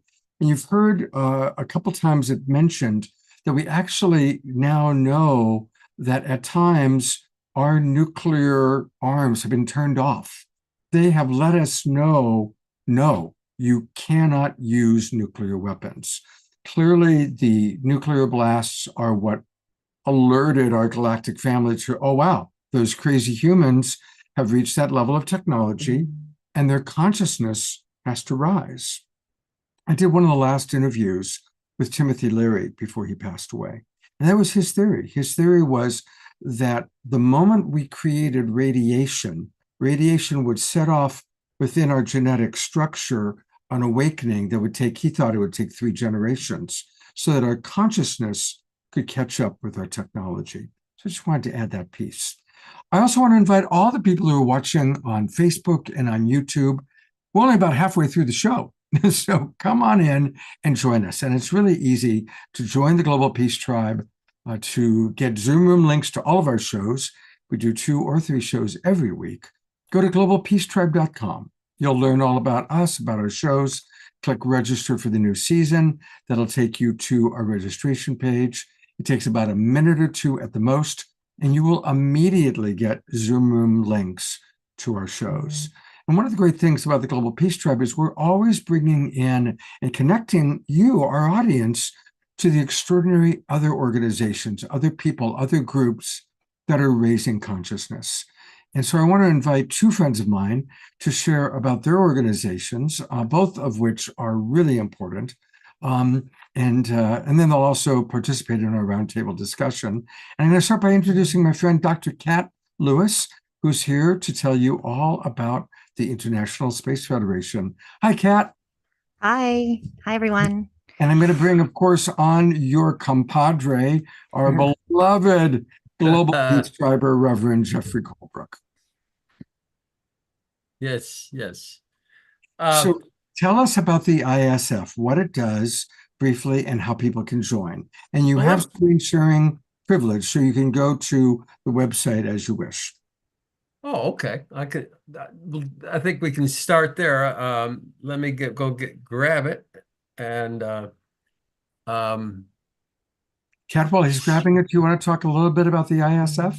Yeah, so the International Space Federation was founded by Nassim Haramein. It's based on Nassim Haramein's work. He's a autodidact physicist, self-taught physicist, which I find is very interesting because it needed to be someone who was self-taught, who was out of the conventional or academia, because academia is based on an understanding that isn't going to get us to where we need to go. So it took an outsider. It had to be someone from the outside to figure it out, because there was a lot of assumptions that were made in physics that was leading us in the wrong direction. But now with his physics, it's beautiful. Everything we've been talking about tonight, he is showing us exactly what this reality is, and that this empty space that we think is empty is the mind of the universe. We live in the mind of the universe, and what we think of as God is the universe, right? It's all the omnis. It's omnipresent, it's omniscient, and it's omnipotent, right? So this empty space is filled with enormous amounts of energy. So in one sugar cube volume of space, it's 10 to the 93 grams of energy. That's enough energy to fuel our globe indefinitely. And so one of the things they're working on is extracting that energy. Now, so there's all this infinite amounts of energy. That's actually a renormalized value. So they took it down to a value that they could actually work with, but it's really infinite, and it's right here. And space is everything, or it's what connects us all. So it's omnipresent. And then all the information that is creating the material world. I put an image in the chat that I drew based on this information, as well as the Vedic science of consciousness. So, Nassim's unified field theory basically explains the Vedic science of consciousness. And the Vedic science of consciousness it's not a philosophy. It literally is a science of consciousness that explains or shows you, using the unexamined logic of your experience, that you are consciousness, and that the universe is a conscious mind. And so, that's this empty space is what unifies us all. So it's omniscient, it's omnipotent, and it contains all the information, and information and energy are one and the same. So when we learn how to cohere with it, when we actually realize that everything in front of us is the mind of the universe, and that we're not separate, that expands our consciousness. That's what does it. That's what raises our vibration. We have to stop thinking that it's something out there. We have to realize it's right in front of us. This universe is the mind of God. It's the mind of the universe. Yeah, and we're expanding deeply into it. And as we expand, because the universe is expanding, it's all happening together.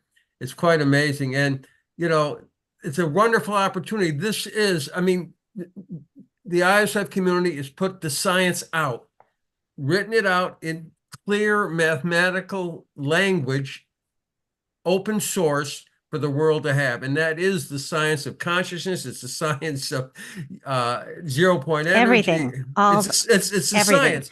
And it's written, and it's now, talk about disclosure. It's totally disclosed and able for anybody to read, understand the nature from, I mean, this is the holy grail of physics, is the unification of all forces. It explains all science too. It unifies everything.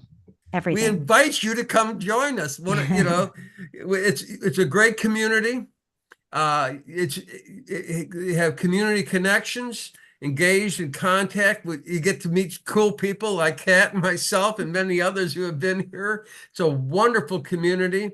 So they have Jeffrey, just wanted, if I could, we have a large community, and it's essentially, you know, it's $20 a month, and you can meet with the scientists once a month, and you get to ask the most brilliant minds on the planet any question you want, and they'll answer them. They spend, you know, sometimes I think the minimum answer is like 30 minutes long, but they say it in a way that you can get it. And you don't need to be a physicist. You don't need to be a scientist. Really, everyone can be involved, and you can get something out of it. And hearing basically this information really changes your consciousness. It's definitely.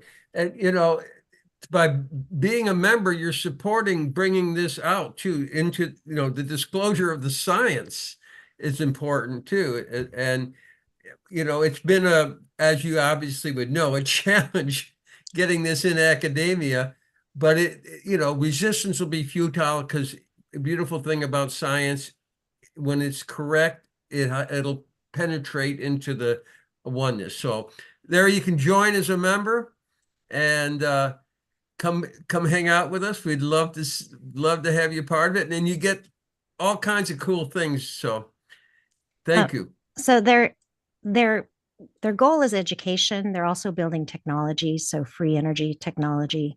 They're interested in travel, space travel. They're interested in biotechnology as well. So because, you know, this field is what's generating our physical body. And the more coherence you create with this field, and when you learn how to extract energy from the field, you maximize energy transfer. And energy transfer is information transfer. And it's really decoherence with the field that creates disease in the physical body. So it's really exciting. And, you know, they have it. So I really want people to understand that they have it. And so, you know, I'd be investing in them. This is where I'd be investing my money. You know, thank you again. Don't forget the art crystal. Thank you That's very much, Jeffrey and Kat. We'll hear more from you a little bit later. For all of you watching on YouTube or Facebook, or just wanting to write it down, go to spacefed.com. Spacefed.com. And again, you can join for $20 a month, and it's a great investment. It's going to give you an opportunity to have a lot of access to wonderful things. And you're also supporting a really important organization. And that's the thing. It's like, let's now move away from mainstream media and the time and energy we were putting into CNN or whatever it may have been, ABC News or Fox News or whatever that was. Put the time and energy into the organizations that you're meeting tonight. And I want to introduce you to another very wonderful organization through our friend Sylvan. And let me find you first, Sylvan, so I can put you up. There you are. Sylvan is the co-founder of the Alliance for Extraterrestrial Diplomatic Contact. He's a futurist and the author of Engineering Paradise. Are you ready? His goal is to build the world's first official United Nations recognized embassy for extraterrestrial civilizations. And again, what a brilliant vision, and how perfect. So I've had the good fortune to work with Sylvan And Sylvain, tell us a little bit about what you're doing, and I'll take people also to your website. Thank you, Scott, and thank you all for this and the energy in the room. The Alliance itself has a very simple mandate, and it's something that's very close to my heart and has been for many, many years, is to create the first ET embassy. And you see an example of the mock-up in 3D behind me here. This is a project. The company itself is a Canadian not-for-profit. It's organized in 2021 officially in January, so not that long ago. But it's a project that's actually been carried by the International Rallying Movement since 1974. So it's an idea that has occurred a long time ago by a contactee called Rael, who's received messages and a goal of building that embassy in 1973. So the idea comes from a long time ago. And then in 2020, 2021, I suggested to one of the primary members that is carrying that project within the rallying movement that, this should be a project for everybody. So that's why we created the Alliance. The Alliance is a collective or organization of any denomination, any country, any color, it doesn't matter. All we have in common is that we want the world to be in direct official contact with ETs. Now we know, and many of us here know, that contact has already occurred. Like a lot of people are in contact CE5, direct contact, of a third kind, fourth kind, and so on and so forth through individuals. But our goal here is to make it openly obvious to everybody. So basically, you actually have a building that governments, nation states understand this is where diplomatic missions under the Vienna Convention, so human rules, occur. And media ties come here, have a chat with humanity, kind of process. And because there's a lot of legalities and there's a lot of processes, because we're dealing with 200 nations and they are all positioning themselves to dominate or to gain power and so on, it's complicated. But there are all these international agreements within the United Nations that allow for this to actually occur in an official fashion. Therefore, we're using those mechanisms to have the embassy built. And this year is going to be a fantastic year because we're at a point where we've raised $50 million US for the construction itself over many years and a lot of donations. We have over 30 organizations that are part of the supportive network, a collaboration to make this happen, which represents nearly 2.2 million individuals that want to welcome ETs officially, like in this kind of fashion, openly mediatized and so on. So this year, the next step for us is to organize, and we are organizing a convention. This is a requirement to get some additional documentation associated with the Vienna Convention, which is the main document that establishes rules for diplomats and embassies, to take into account an exterior civilization, something that is outside of the Earth.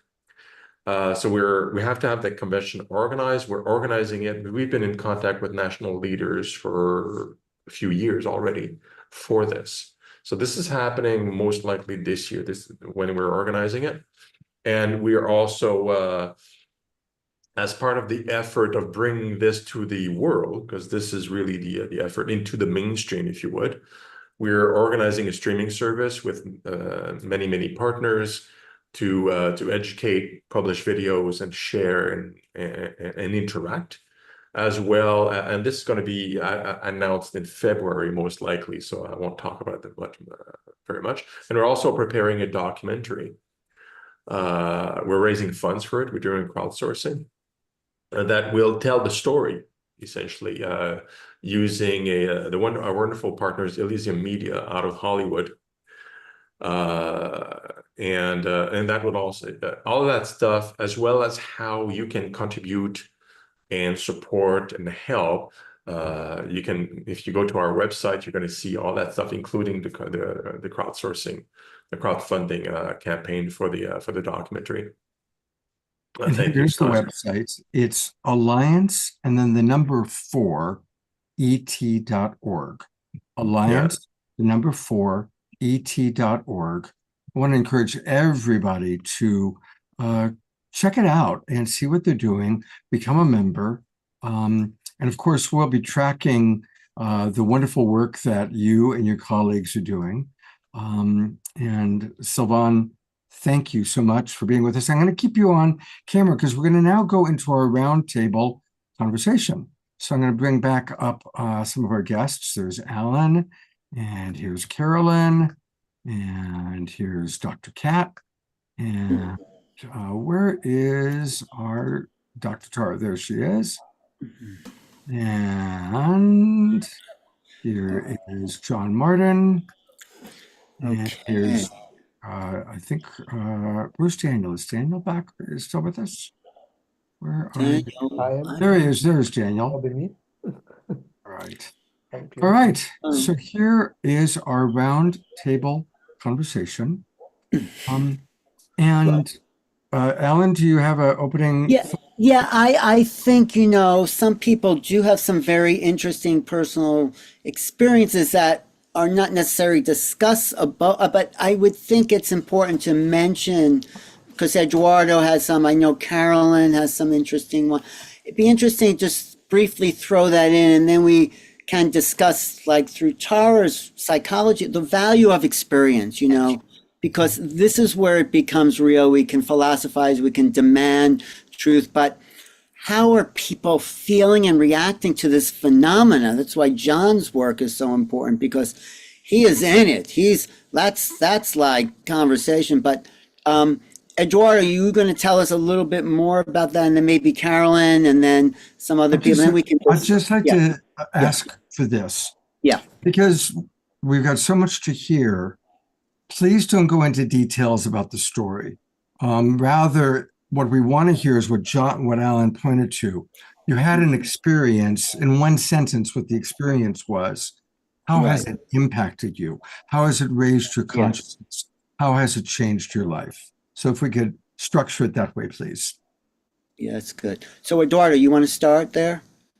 Yeah, so due to my experience, I decided to test out my sensitivities, because I read about how this could work out, and I was mind blown to see that I could sense, intention, thoughts, and also receive downloads. So one of the churches I went to, I received the download for the first time. It was amazing. I mean, only you have to experience it to understand. It's you receive the whole thing as if it were a story, but it's there's no words. It's just meaning coming through to you. Very powerful. And how did it change you? It changed me completely, because first I didn't know how to come out, right? Meaning I had to talk to somebody, and then obviously my wife was very supportive, and thank God for that. And really, I decided to open up at the end to my friends, my closest friends, and it was well received, and it was everybody interprets it a different way. My interpretation and my feeling is that this is something that's within all of us, and there's sort of a tether that connects us to these other dimensions, and it's more than just connection. It's like your life belongs to your consciousness. Yeah. Not the other way around. Thank you. I know you, Carolyn, you were in the mainstream world, corporate, I think, and then boom, here you are bringing in the galactic age. So what happened? Yeah. Well, I was a punk rocker before and train hopper before I went corporate, and then went back to my roots. But yeah. So I'll just share quickly I'll pick for one experience. I was actually at a Cryon conference with Lee Carroll, if some of you are familiar with him, last summer. And he led a meditation that sort of guided us to view ourselves as the higher self, or I like the term original self. And I just had this experience of sorry, I'm getting the feeling of it now too, of observing the source that I am and actually connecting with that, the source consciousness that is me and that I am an aspect and fractal of, and the energy that flooded my body almost knocked me off my chair. And I just started crying a little bit, which is, many of you probably know, it's almost like this release valve when the frequencies are so high and the energy is so powerful. All your body can really do is just like cry because it's so much love and it's so moving. And how that changed me, this was kind of one of a string of experiences, but it's why I never fear again. It's like, why would I ever worry, or doubt? It's like my life is guided by this infinite intelligence that is always out, quote unquote, ahead of me, orchestrating things. And to know that every desire I have is source desiring a new experience. Every time I love, it's source loving itself. Every time I am in relationship with someone, it's source seeing itself and interacting with itself in a new way. And it brings such richness to my life that there's really no going back. Wow, beautiful. Thank you. Thank you. That is a great experience to share. I was talking with Tara the other day, and Tara was talking about, in a way, your feelings of your evolution about this change from being, an academic to suddenly being a mystic. And there was something you were saying in that conversation where you just felt like you were opening up in a sort of vulnerable way about where you're putting yourself now in your adventure in the world. Do you remember that, Tara? I did. We covered a lot of ground. So to summarize it here, what I'll say is that when I was really mired in this 3D-ness as an academic and fear, my life at that point was really driven by compulsion to meet certain ideals, 3D ideals. And through developing this method for what I now call raising consciousness, but at the time I just wanted to be a better person, actually.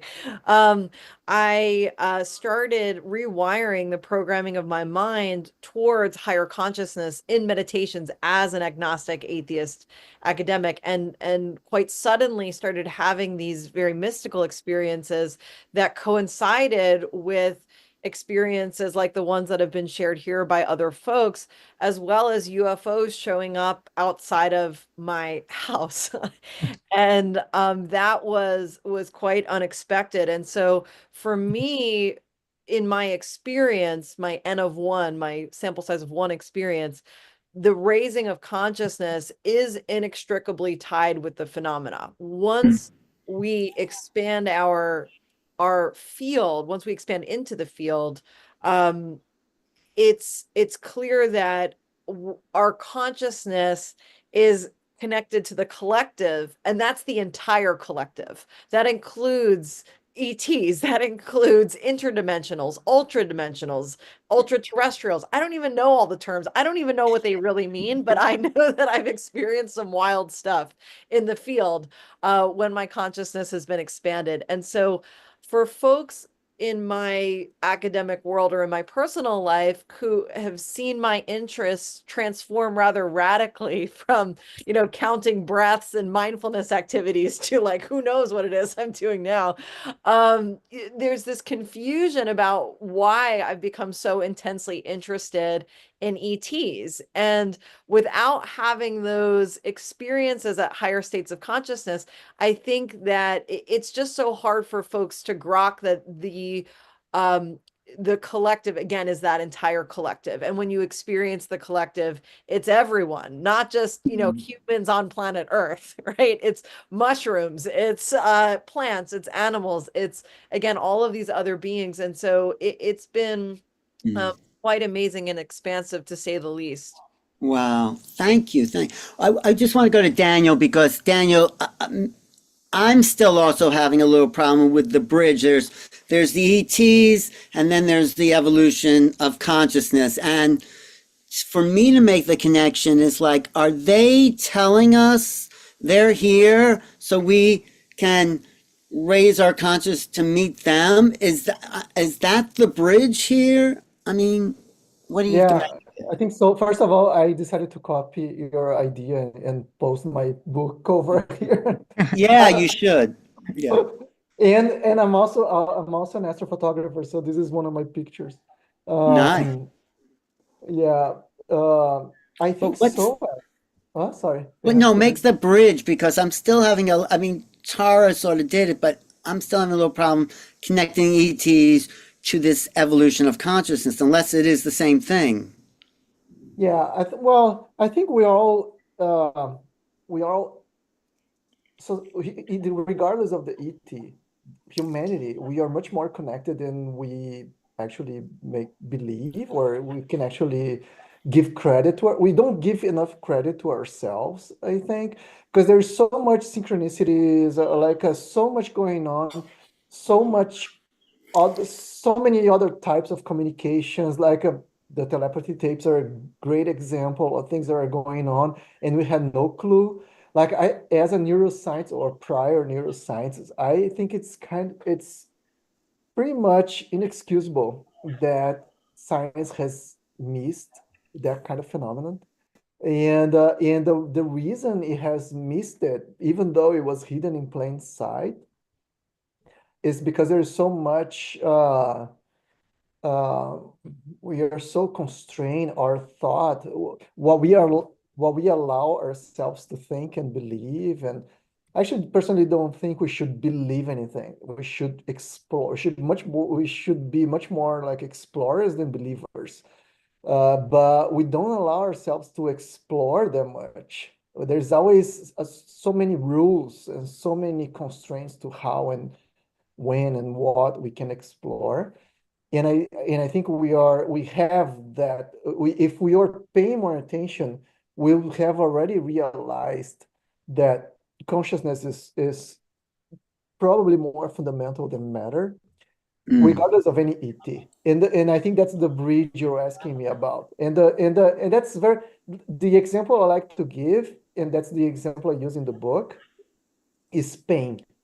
Like no, everybody has felt pain. Nobody questions the existence of pain. Nevertheless, pain is a paranormal phenomenon. Pain is not a phenomenon that can be proven to exist scientifically. We just don't question it. That's I think that's the realization we are missing. Like most people are missing. We don't question certain phenomena and we take them for granted as real, like pain, just because everybody feels it. So because everybody feels pain, we put that in the real box. But then some other phenomena, they are not as prevalent, or it's only a few people have it. And because it's not a consensus phenomena, we put them in another box, like a paranormal box. But all of it is paranormal. It really is. We don't have scientific proof for the existence of pain. We have proof for the existence of electrical signals in neurons. But then how and why, and that translates into a phenomenon called pain, we don't have the slightest clue of how that happens. But then we start pretending and fooling ourselves by telling ourselves that we do how pain happens. We insist in telling ourselves that we know how it works, but we really don't. Ask any scientist to build a machine that feels pain,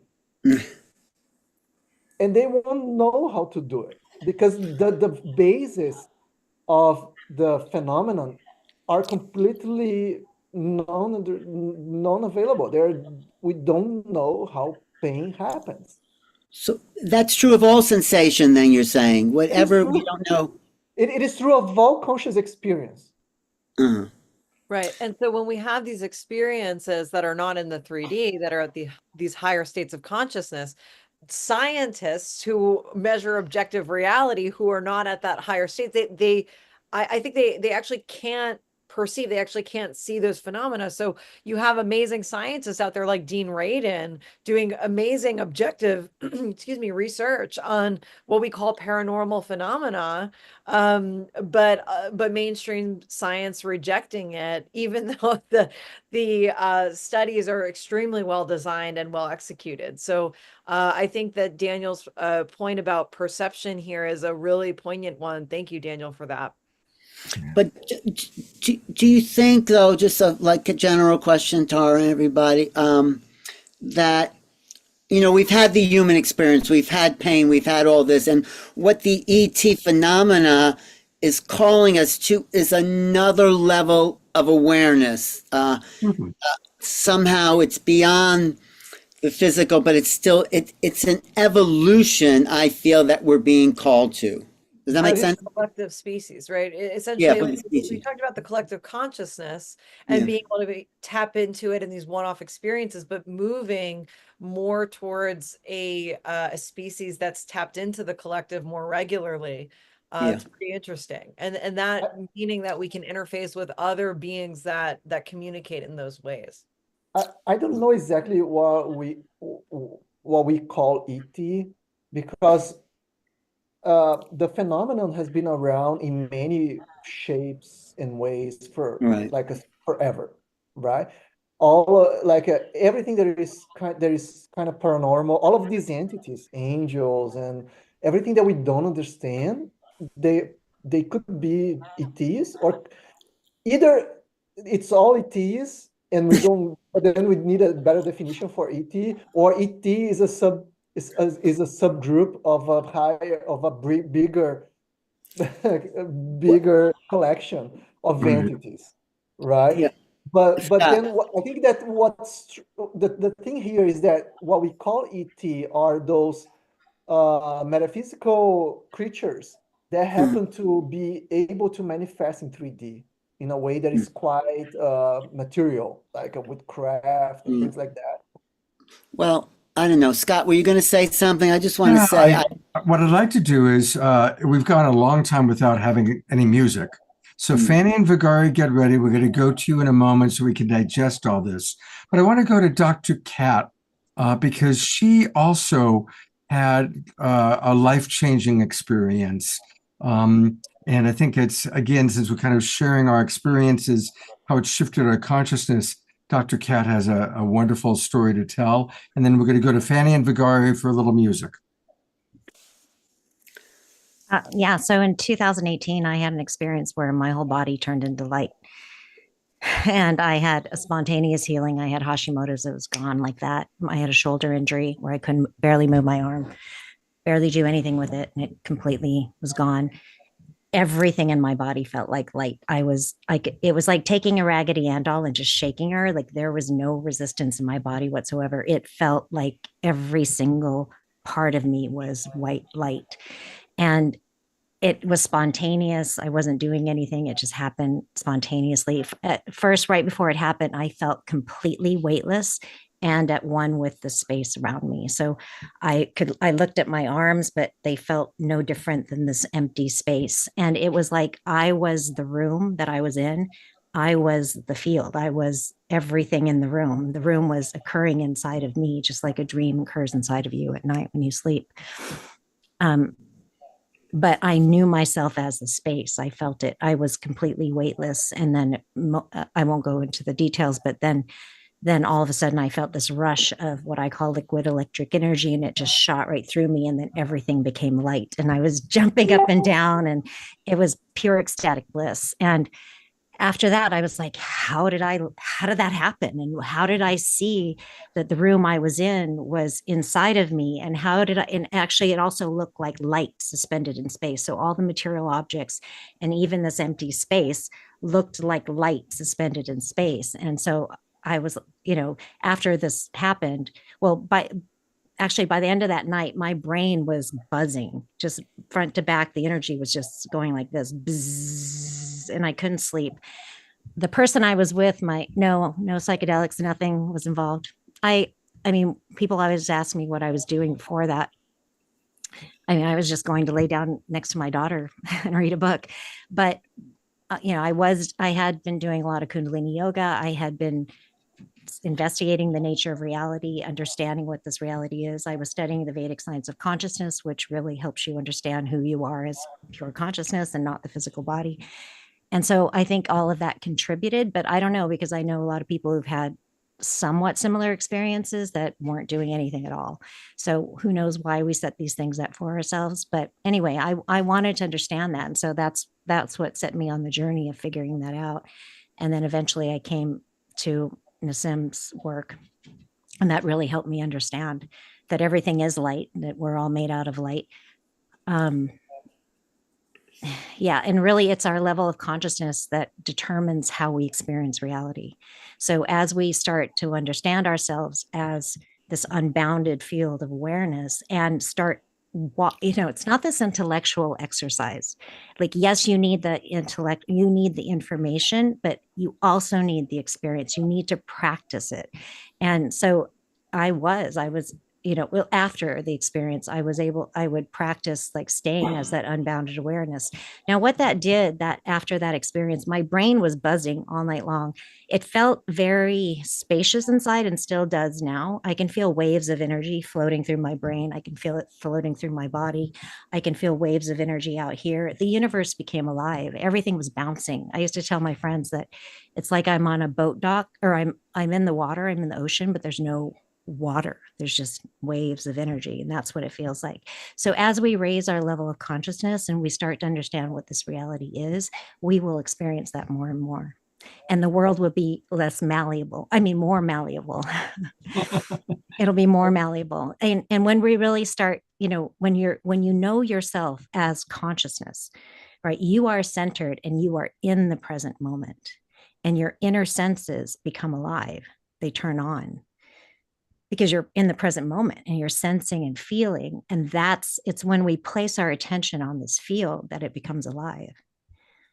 And you start feeling energy move in your body. You can feel the torus come, the vortex coming in and going out of the body. You can feel that black hole dynamics, because everything is black hole.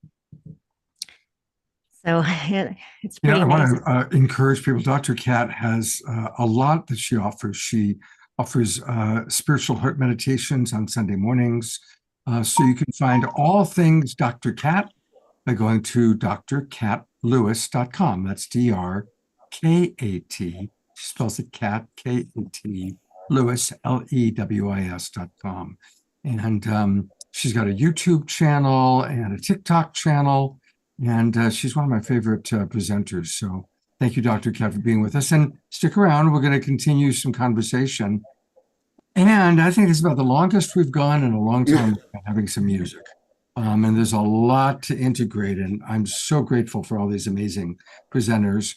And I'm also grateful for the Mystiques. You also know them as Fanny and Vigari. I love these two beings. And thank you for being with us tonight. Is there anything you'd like to say or share before you play? Thank you, Scott. Well, Fanny has had a bit of an experience, I think, lately. Yes, when I was a little girl. So now I've grown up, and I'm so glad to hear there's more of all of us.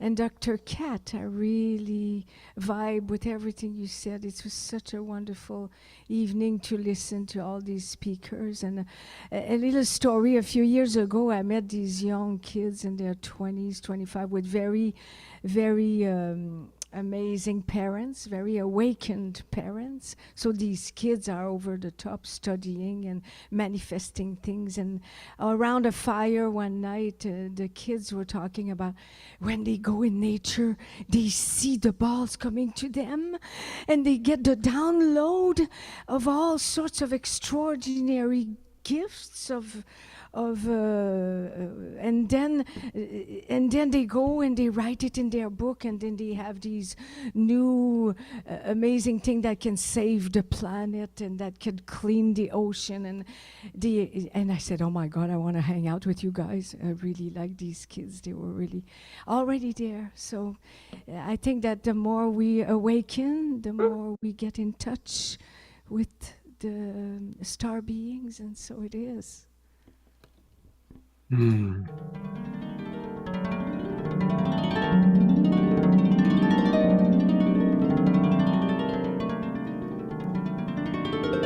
Yes, we venture expectantly on the pathways to alternate realities,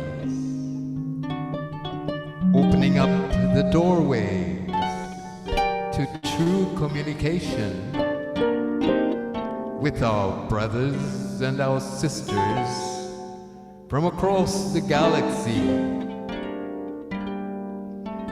As we graduate to the higher frequencies of oneness with all beings, the stage is set for long anticipated interaction and cooperation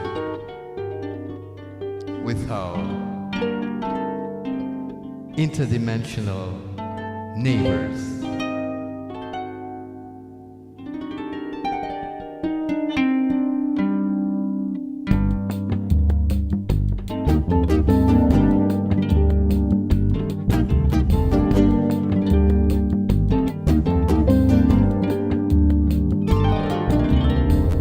Plentiful, plenty bright, lights up the sky tonight. Slightly bigger, slightly brighter. He lights up the pathways. Just look up in the sky.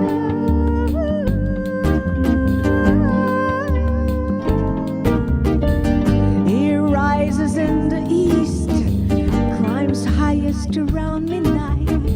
Oh my, sky watchers, enjoy this spectacular. Starships in the night, starships above the earth. You keep your side.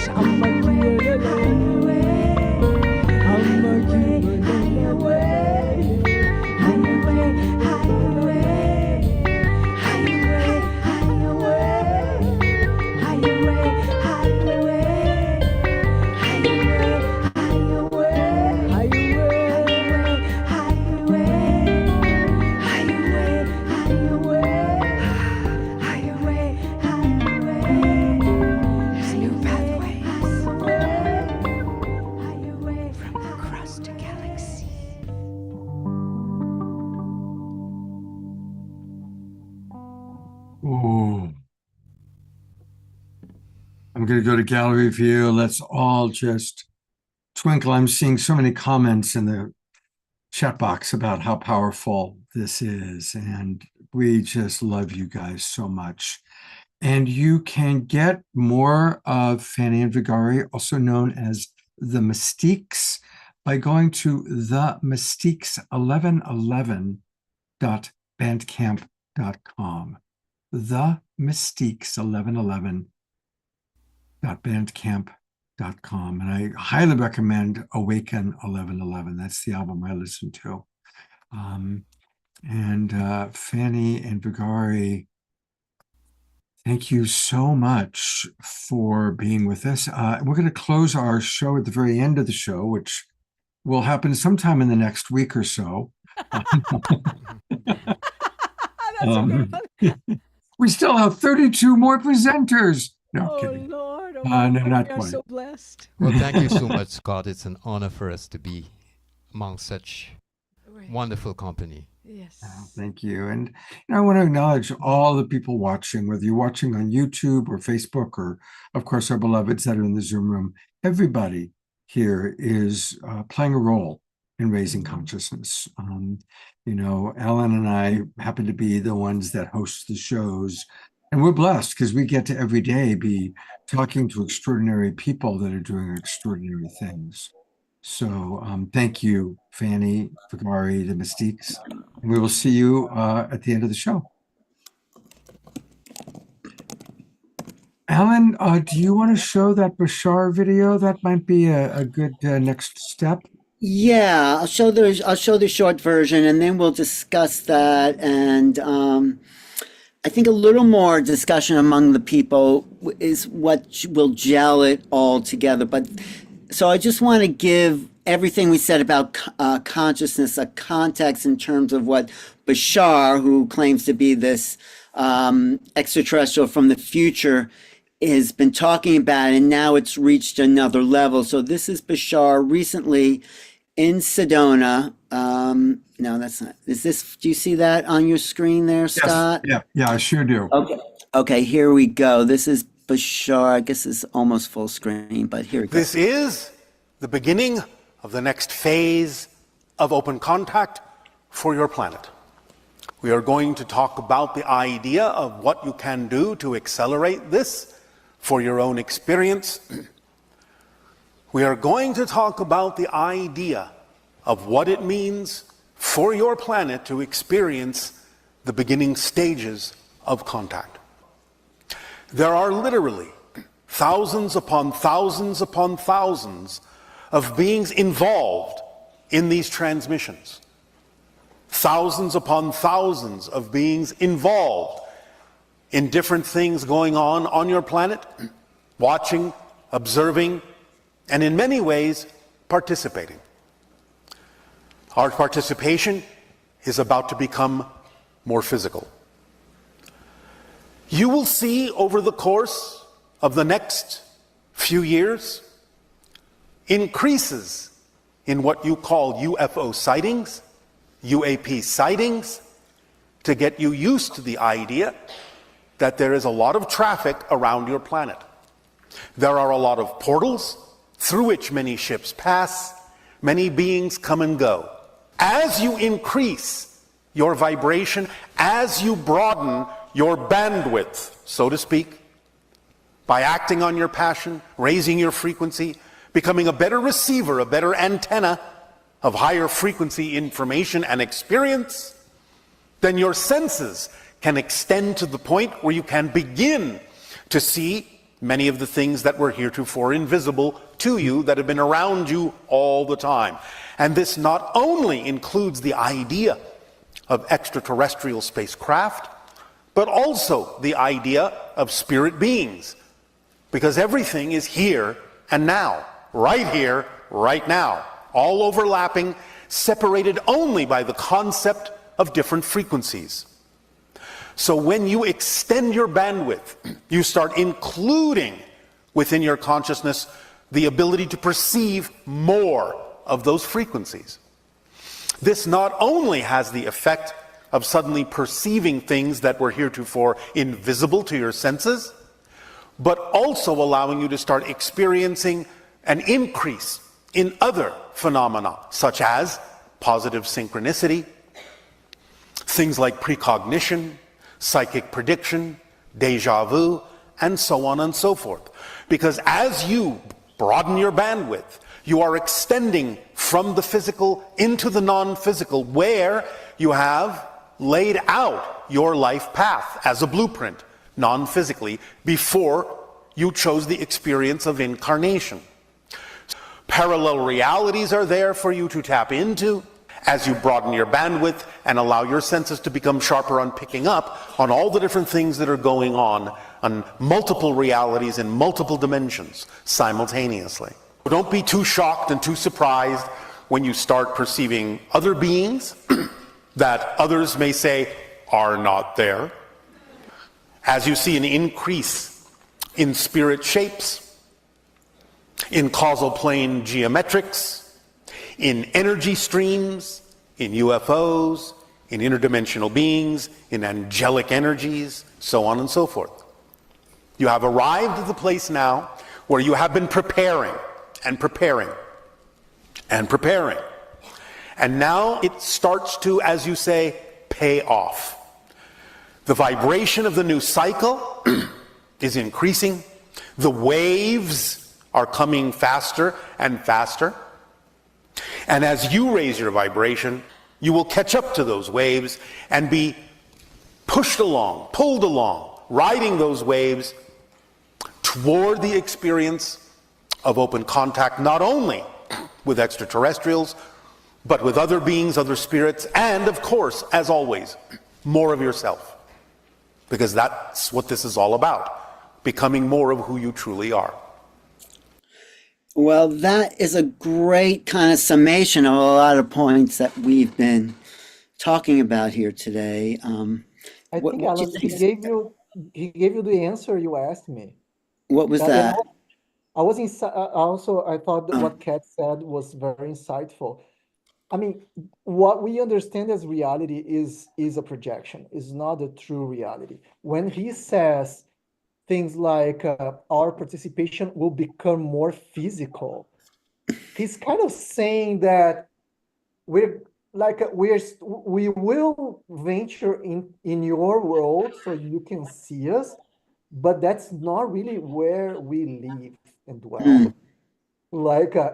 So the idea, what we call ET, are spiritual beings, consciousness beings, or beings who have mastered this technology, consciousness technology, or beings who understand what base reality really is. They live in a more profound reality, and they venture into our reality so we can see them. But some of these beings are more able to manifest physically than others, because others it's a vibration, like he says, vibration. Right. The frequency is different. But I think what is important here is to shift our mindset and stop thinking of this as reality and think of these 3D as a projection. So what's happening, that ET is those beings that are manifesting and helping us realize that we are a projection of our deeper reality. Right. Do you get that too, Carolyn? Is that what you're getting in your contact? Yeah, exactly. We haven't gone anywhere. It's like we've cast our consciousness out into a band of frequency to have the perception of being human, just like someone maybe having the perception of being an extraterrestrial or being an inner earth being. And it's like I really resonated too with what Bashar was saying, and think of, it's like all of these realities or experiences or moments, however you want to thinking about it, are happening all at once and occupying essentially the same quote unquote space. So it's not so much that it's like we're perceiving our way into something that's already there. It's like I can guarantee each one of us sitting in our rooms, we're probably surrounded by beings who are so curious and interested in this conversation right now and here. And it's just, you know, quieting our mind, opening our heart, as he said, expanding the bandwidth so that we can just perceive what's already all around us, like the light spectrum, you know. Wow. Yeah. Dr. Cat, did you have something you wanted to say? As well. What's that? I was asking Dr. Cat. I think she started to say something. Oh, Cat. No, I was agreeing with Carolyn. I was laughing at they are here. I It's was hoping to make a point if I could. Yes, please. Who's that? You know, it kind of ties your earlier question in with what Bashar was saying. There was a day I was walking to the park and this portal opened up and this being came through it. And on earlier broadcast, I've presented those pictures, and I was able to get a few photographs of it, but I turned away from this higher dimensional being because my mind and my spirit was not quite ready for that experience. And I thought about it during the whole day. And that night, this golden energy came down to treetop level, and I apologized. I said, I'm really sorry I didn't give that beautiful entity the time it deserved.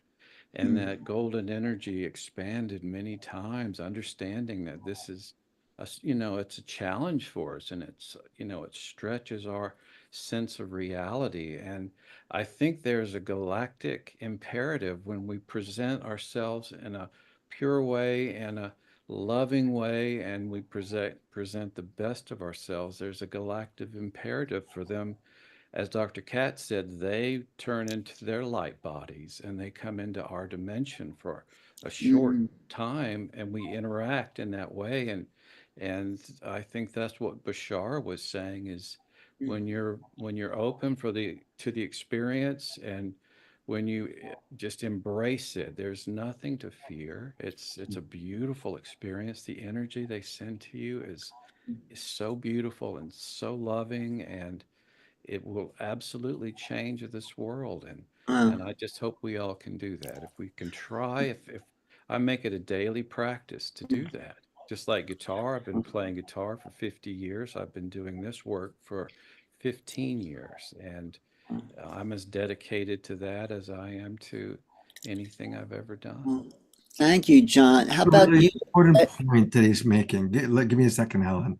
Yeah. Because again, John is letting us know, cultivate your relationship, right? Any relationship that we have, we need to cultivate.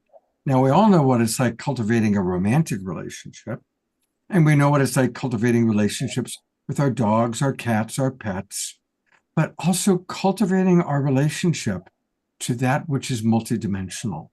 And I appreciated John's both how he cultivates, but also the very human part of when something big happened and he got a little bit scared, a little bit like, oh, whoa, maybe I can't handle that. And I'm going to bring up one of our favorite Global Peace Tribers, Tiara, only because Tiara, I noticed you had a big response to what John shared, and I'm curious what that response was. Oh my gosh, thank you so much. Thank you for sharing that, John, and everyone tonight. This has been more than I could have imagined as an activation and a confirmation. The reaction in that aspect was when my mom was getting ready to pass.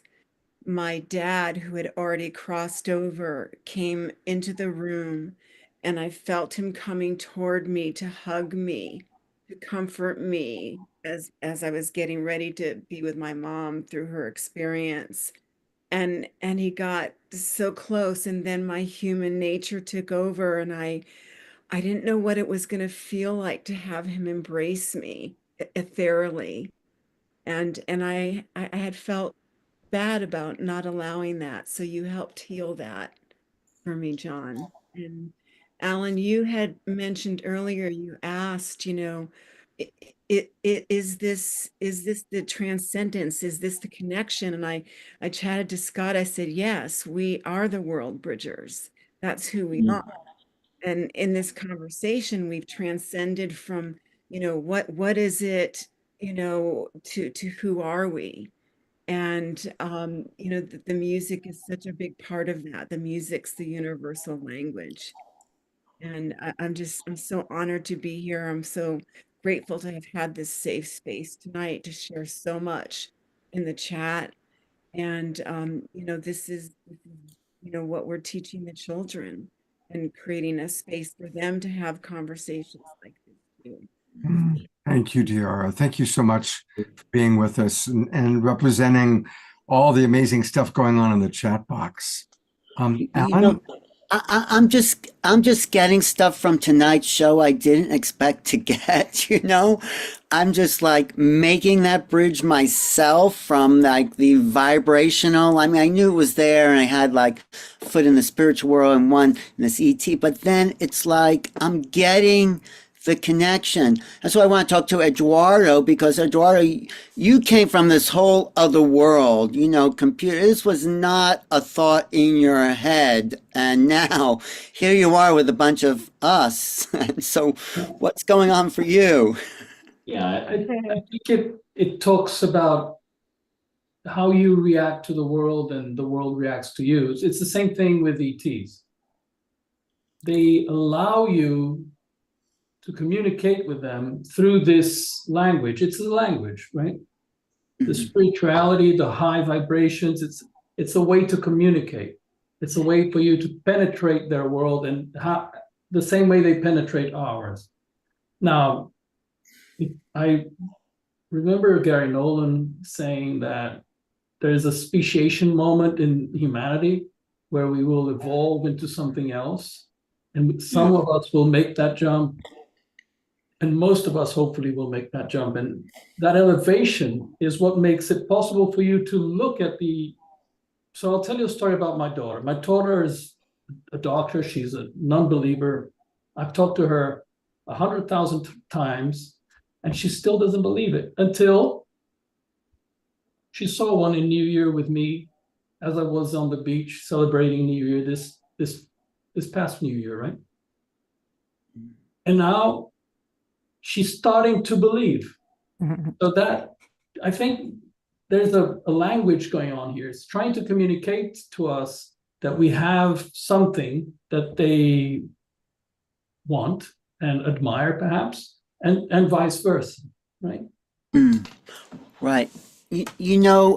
Margaret Mead, the anthropologist, says that when you ask about UFOs, that's not the right question. It's not about belief.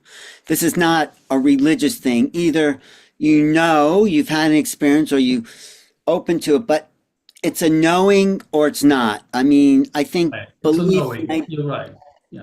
That's what I feel. I mean, so yeah, people are always asking, do you believe in UFOs? Well, have you had the experience or do you suspect it? But right, it's a knowing. When you've had these experiences, we can no longer afford to doubt ourselves. That's what I'm realizing here, and the world is not where we're at. I mean, they may think we're all crazy on this show, but we're lifting or attempting to lift the field, not just for us, but for everyone.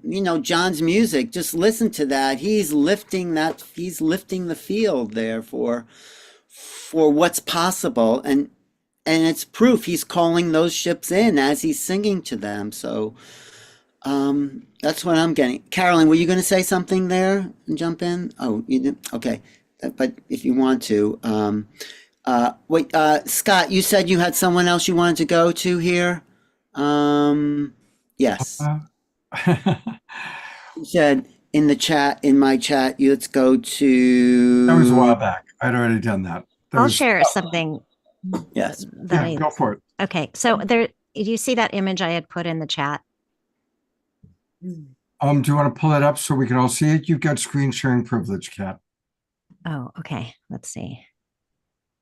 Well, hold on. I'll just put it in the chat. It'll be easier because I can't. Let's see.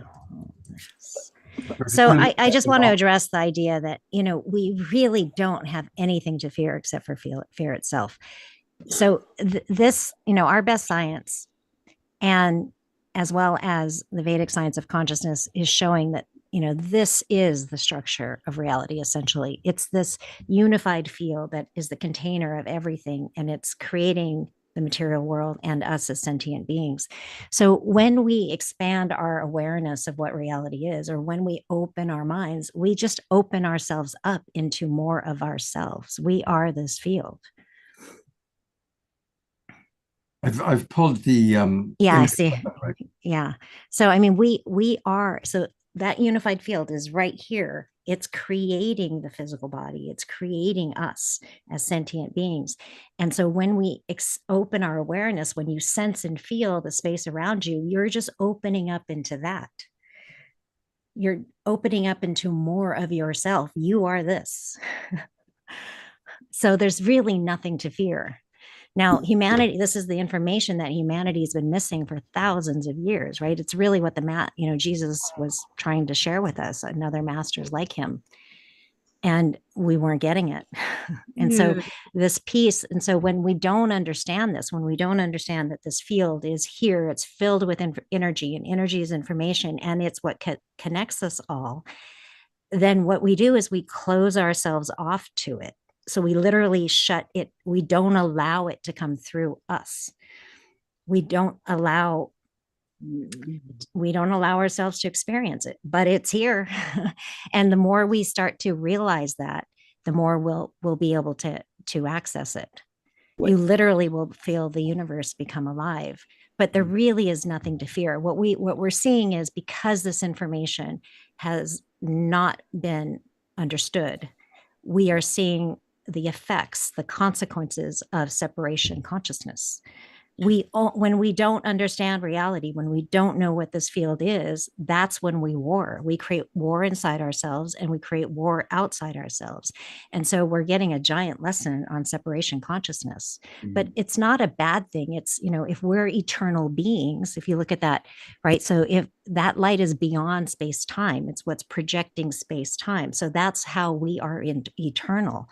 We just need to bring our level of awareness down to the field, and it's all around you. So what you do is drop into the heart and expand, start sensing and feeling the space around you, and it will become more alive to you. So, are you saying then this whole discussion, in a sense, I'm just asking kind of rhetorically, it's not about ETs, it's about unifying, moving to the vibration of the field, so we raise ourselves up so we can meet these other beings on the place where they live, instead of bringing I believe that's what Bashar, I watched his Echoes of Sedona event, which was in November.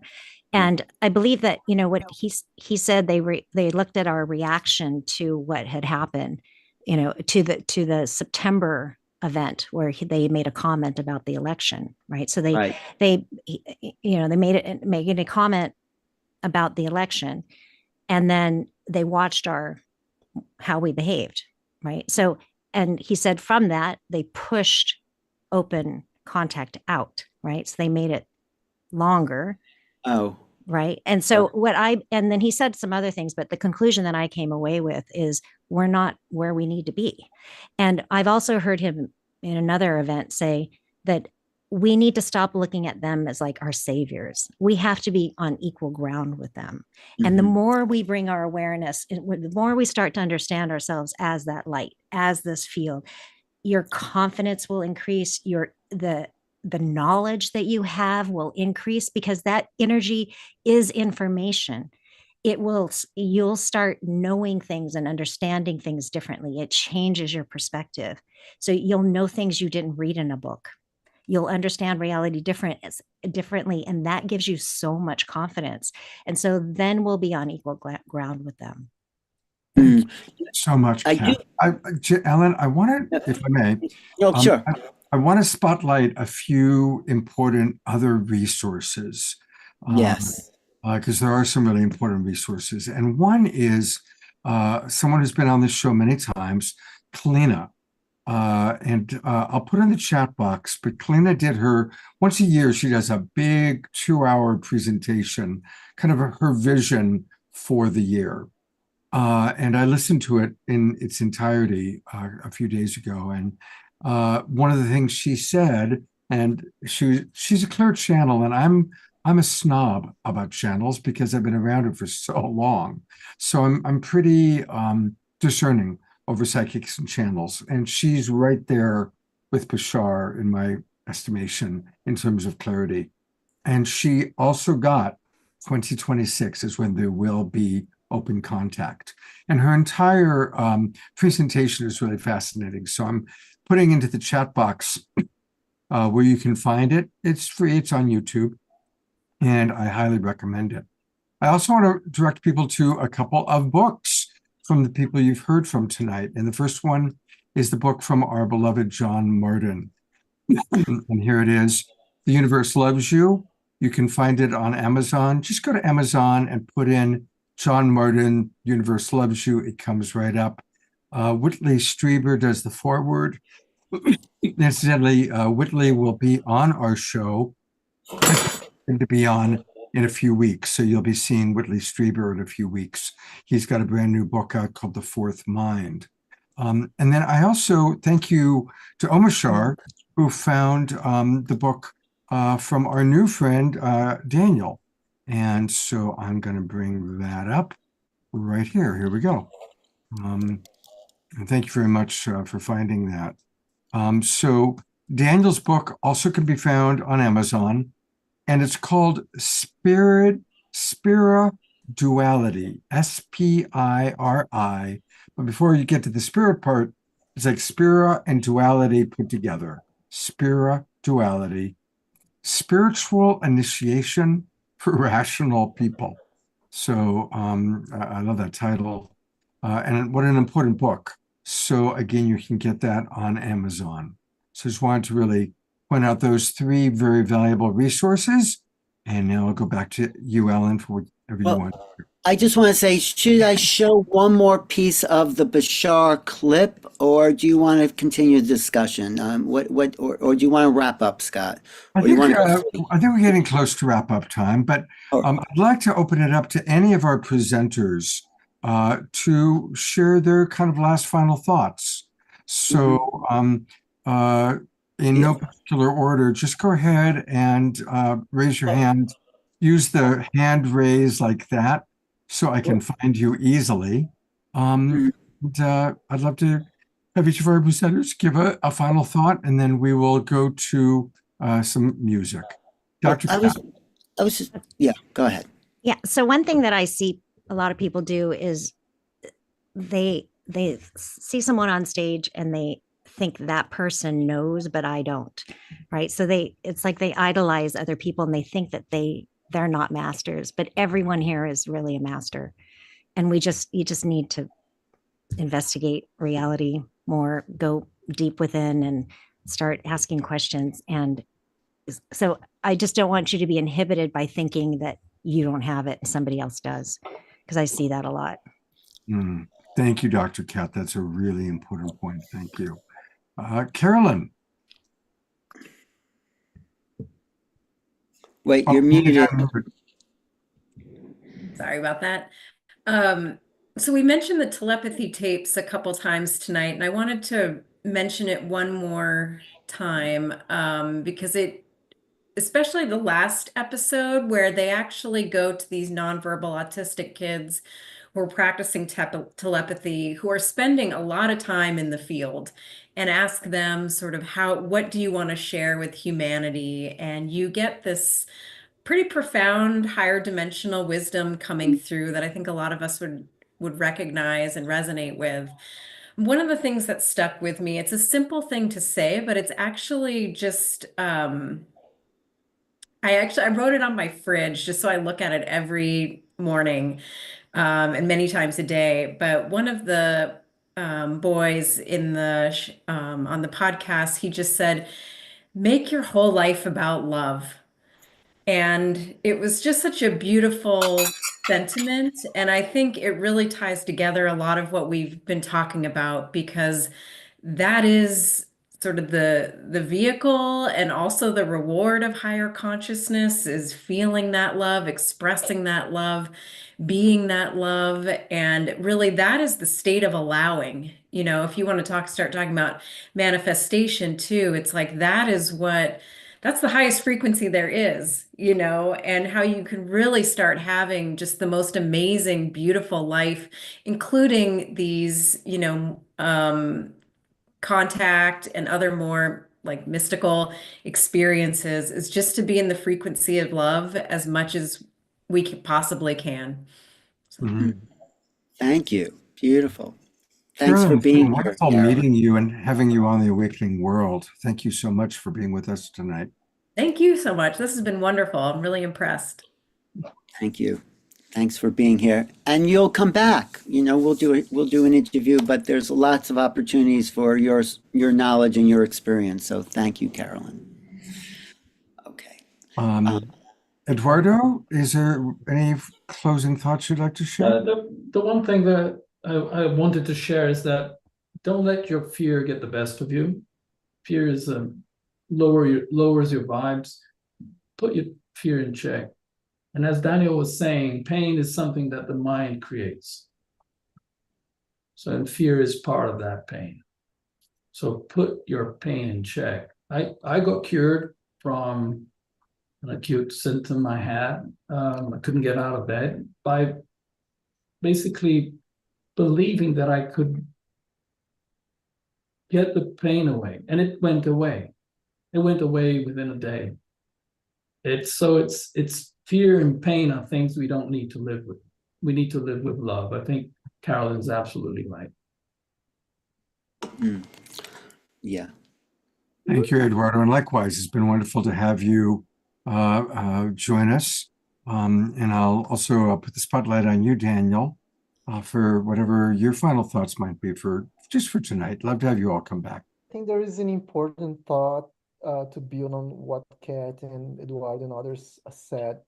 One of the reasons I call this book Spirit Duality is because there is a duality in us that is, we are both creators and creation. And this is super important because we are used to see ourselves as creation, like a powerless in a sense. So we just showed up and we don't know exactly where it came from. We just showed up in this world as a creation. Something or someone put us here. But the creation, the creation is our 3D, is the 3D part of us. There is a creator. We are all creators. And there is a creator beyond 3D that is creating this image, this 3D representation of ourselves here. And the more we see ourselves as creator, the easier it gets to connect with this other reality, with the ETs and all of that, because they are all in that other space, in that other plane. They see themselves as creators. And we are in the process of transitioning our understanding from creation to creator. Because everything that exists, that you look around, like these computers we are all using, the buildings where we are, everything is started in consciousness. Everything started as an idea. So consciousness is the source of everything that exists, including the whole universe, because it comes from a higher source, a higher creator. But everything that we create starts in consciousness, and that's the real deal. The creational aspect of us is not that important, but we tend to see that as the real deal. So the more we see ourselves as creators and the less we see ourselves as creation, the easier it gets. That'll be my final thought. Thanks, Daniel, for being here. Great to see you. Look forward to meeting you soon in San Diego. And your book is very interesting from a science point of view.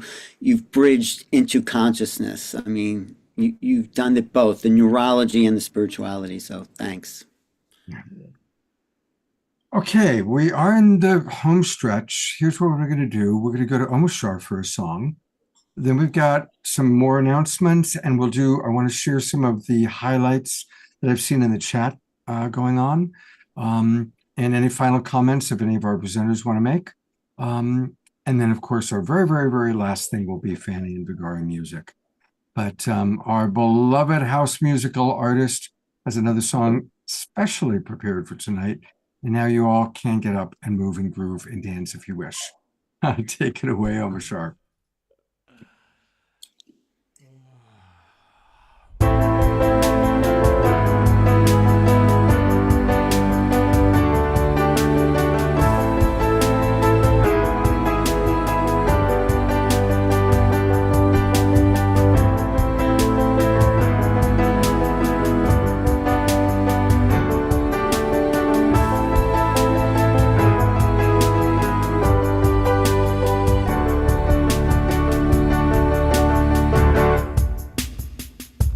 Now we recognize we've been hypnotized.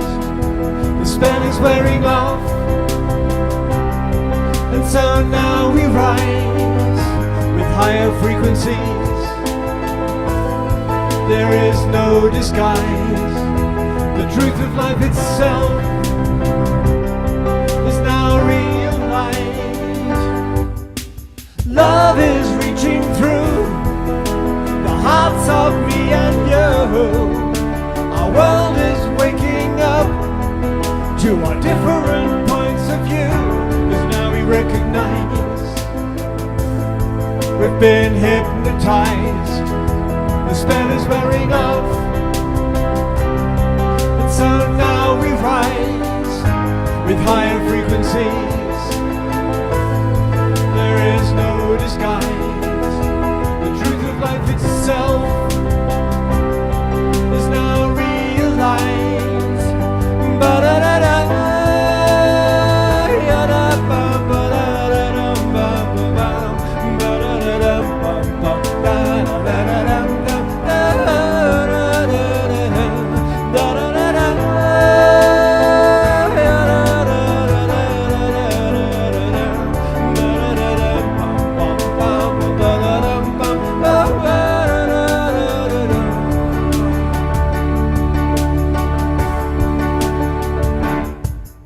So shake yourself free of the past.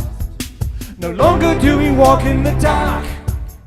Let's show each other what we can do, and let our light shine right on through. And let the good of humanity stay, and let the dross simply fade away. And let the mother return to us all, so that love can have her way.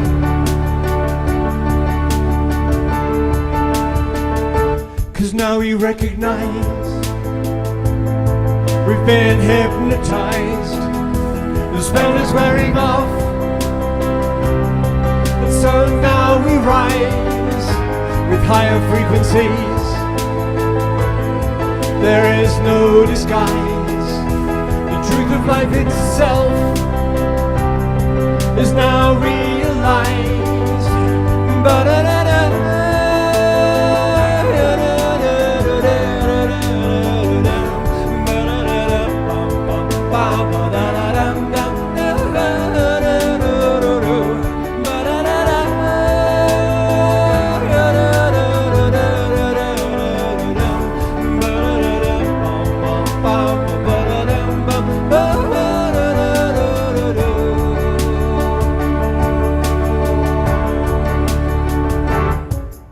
So shake yourself free of the past. No longer do we walk in the dark.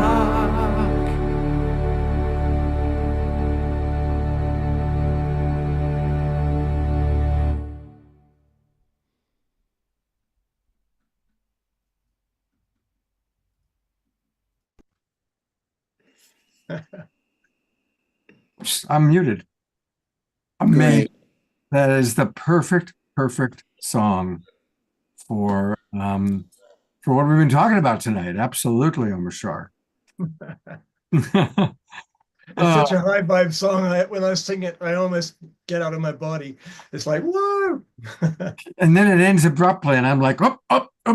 Yeah, no, I could tone it down. I'm not too sure how to fade it out. But they're always a work in progress, because every time I play something, it goes, well, it needs to be a bit more. What is it? Leonardo? Who's the guy that did the David in the statue? It keeps on. Oh, Michelangelo. Michelangelo. Thank you. You know, I keep on chipping off the stone and revealing its perfection. So thank you. Well, there are 5 perfections that he has completed, 5 stones that have been chipped perfectly, and these are his 5 CDs. And you can get his music by going to omashar.bandcamp.com. omashar.bandcamp.com. And I want to turn it over to my wonderful co-host, Alan Steinfeld, who provides so much through New Realities. His YouTube channel is amazing. And so, Alan, share with our audience, how do people get more of you, and what do you want to highlight tonight? Well, I'm going to have to rewrite my book, I think, about making contact, first of all, because it is the contact within we're making. And, just to wrap up what I've got from this whole evening is that, there's always been love, people always having, yes, loving thought. I think the planet is at a new vibration where the love emanation actually bridges us into this other realm. Maybe it has done that for the higher avatars, but collectively, somehow it's coming together where, as a planetary civilization, we are raising the frequency. So these beings that are out there don't have to come down to our level, but we can go up to their level. One of the things I talk about in my discussions with about my book is, if we really want to make contact with them, we have to speak and be at the level that they're at, and the level of consciousness as they're at, so we can have this, going back to telepathy, this exchange. And we don't bark at our dogs when we want to communicate with them, right? We want to talk to them at the higher levels, not that they're not high, that we're at. So these beings are asking us in this collective way to raise to the frequency where we can, like Steve Bassett said about 4 or 5 hours ago, to develop this telepathic essence that is at the center of us. It is who we're born with gnosis, and it's been educated out of us. And now I think we're returning back to take civilization to a new place and become the new being. Someone mentioned the new beings, and it feels like we're at that moment with the drones and everything that's coming this way, to be a new species, to be a new collective. And I think we did something here tonight, Scott, was bring everyone into a collective field. Maybe you do that on all your shows, but there felt like there was this fabric that was woven through everyone who's been here for the last couple of hours. So that's sort of what I want to say. And I'm doing a retreat, actually, to talk about some of this in Sedona. Doing this making contact retreat with my good friend. Oh, you see that? Do you see that on your screen there? Making contact. Me and Hope Fitzgerald are doing this in April 30th to May 4th in Ground Zero for Making Contact, Sedona, Arizona. We're going to actually develop this collective consciousness and bring in these beings and make contact on the sacred land there. It's sacred because the vibration of the red rocks creates a magnetic frequency. So we're going to be there. Join me, Hope Fitzgerald, who's been on this show. Go to spreadinfinitehope.com/Sedona, and it'd be really fun to have a live experience of all this and see where we connect. So that's spreadinfinitehope/Sedona. And what else? Your website, Alan, tell people about New Realities, because I'm just always blown away with, how amazing your website is. Well, I have almost 90,000 subscribers. I was one of the first YouTube creators because I had a public access show for many years, and then I had this opportunity to upload them even before Google bought them. So since 2006, I've had archives of some of our favorite people in the field, Linda Moulton Howe, Anita Moorjani, Deepak Chopra. I've interviewed Deepak like 20 times. So that's youtube.com/new realities, where I do an overview of all the thought leaders that have influenced me and the world to bring us all to this next level. I mean, in a way, they're all talking about the same thing. We're all talking about increasing our vibration to reach this level of collective love. So that's what I knew I was doing something. Now I know that's what I'm doing. So, I mean, and tell people about the book for anybody who doesn't have it yet. And it can be, you can get it on Amazon. Just put in Alan Steinfeld, Making Contact. But tell us about yes, I'll put that in the chat too. And the book is a collection of essays by people I feel are the best in the field, who's devoted their lives to this phenomena. And what we're all doing here and what they're doing is breaking down this rigid wall of humanity and to tell people there's something more. We are something more. There's more to us than what we've been told. And when I'm also teaching a remote viewing course that shows us the infinite field. It shows us how this course I'm teaching in remote viewing gives us an insight into how we tap into this infinite mind. So yeah, we have this expanded heart. How does the consciousness transcend time and space? So when we know we're not locked into time and space, we have a chance to feel the essence that we really are. So I'm doing this course with Kelly Fisher, who's an incredible psychic who I met through Tara, and we're combining forces to show people their infinite nature and that they have an infinite mind.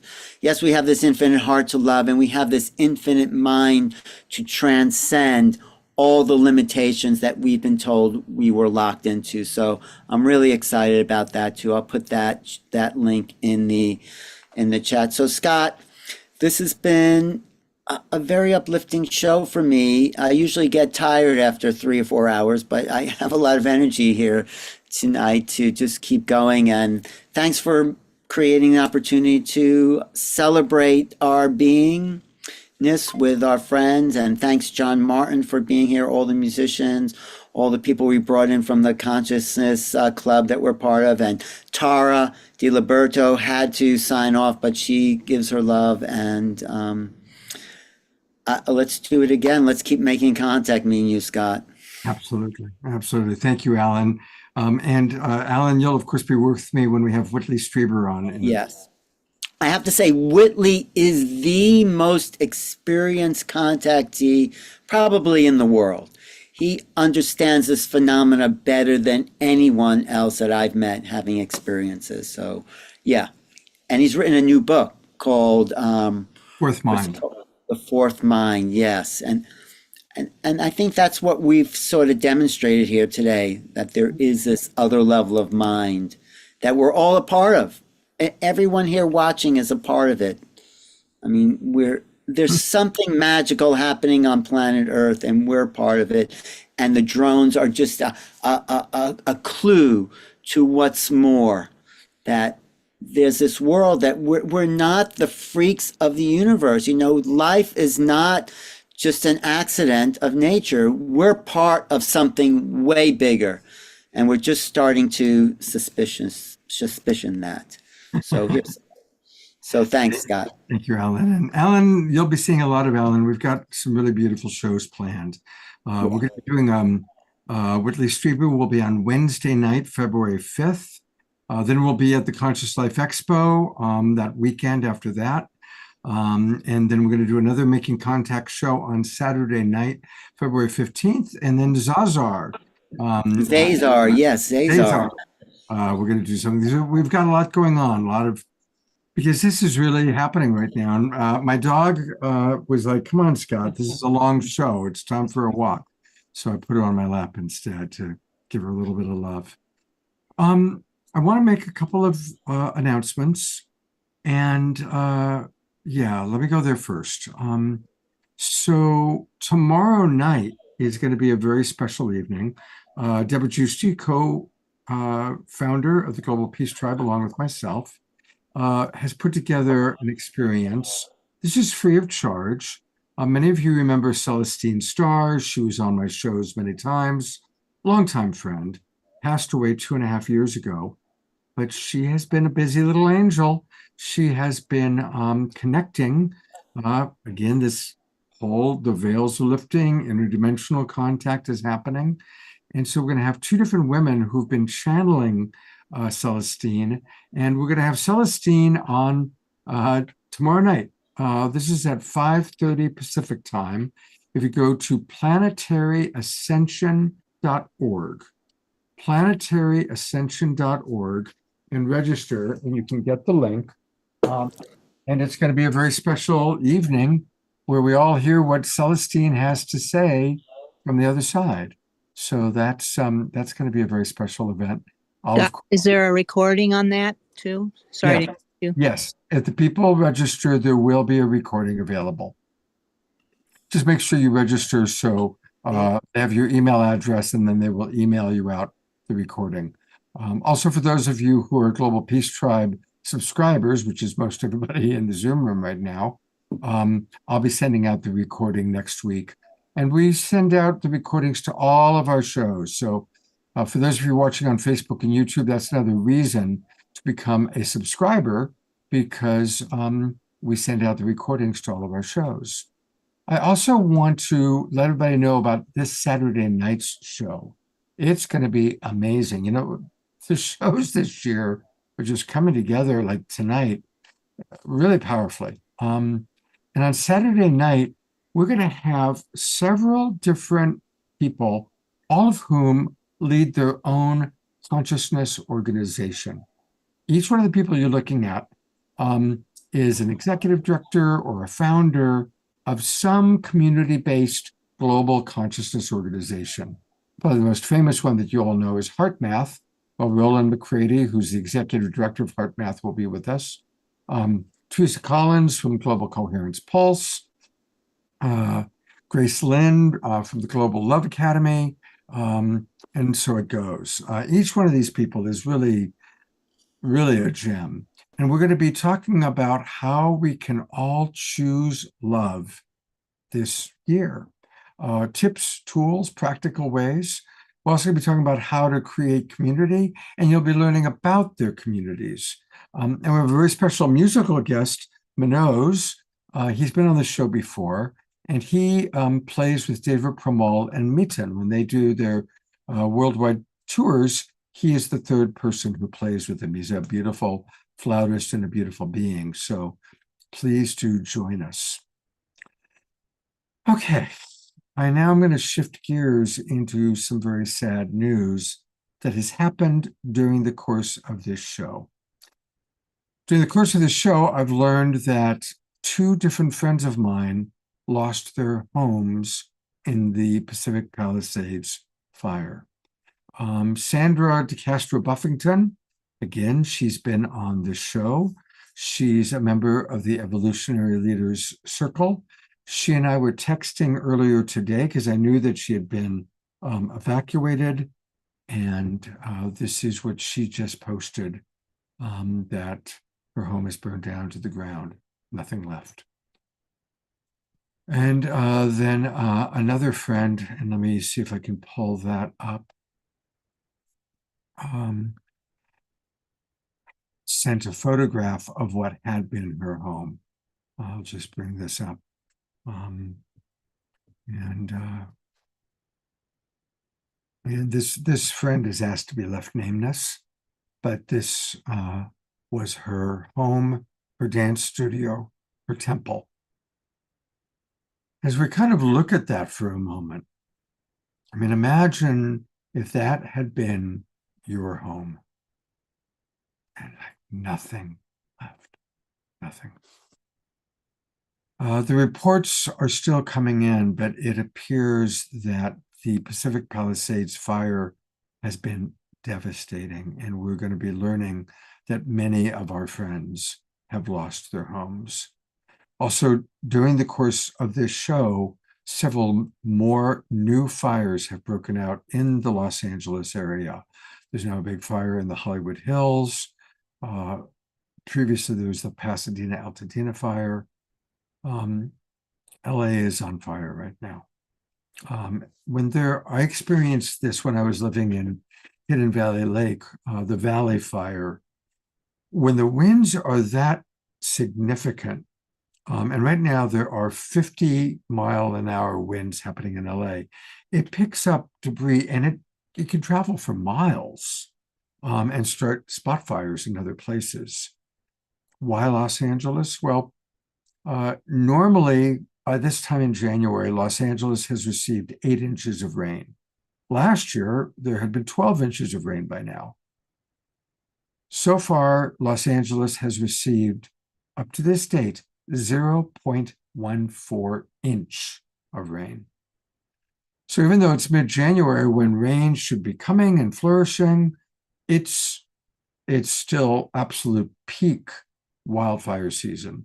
And everything is just so dead and so brush.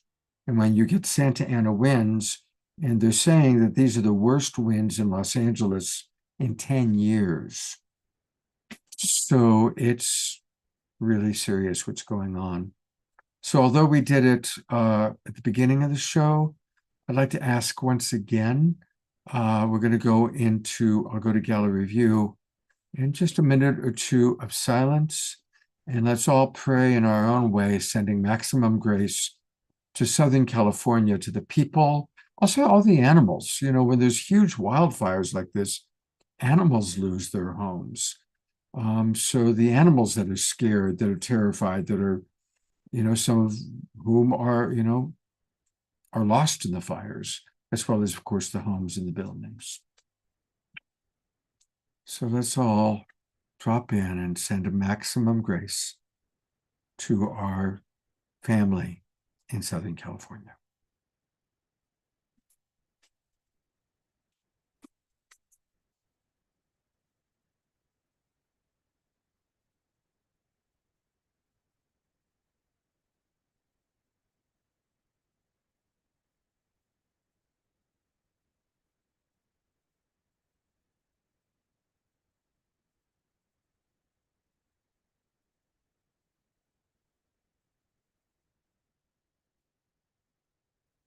Maximum grace for all beings who might be suffering, all beings who might be afraid.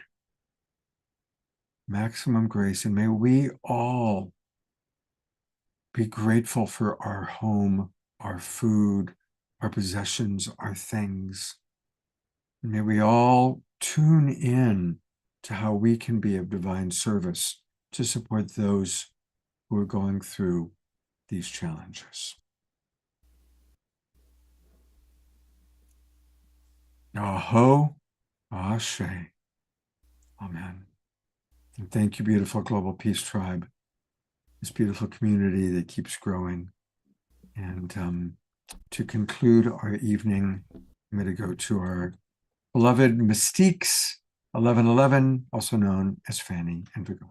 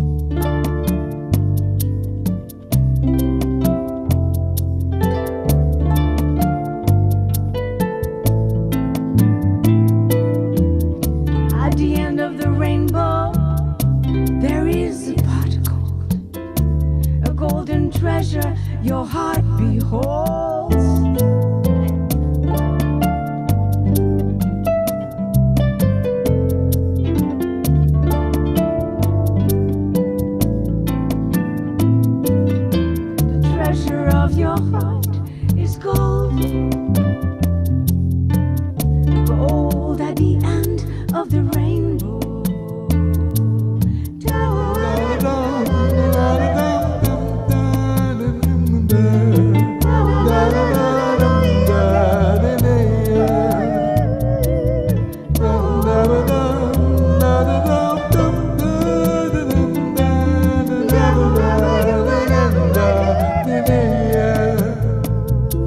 Remember who you are.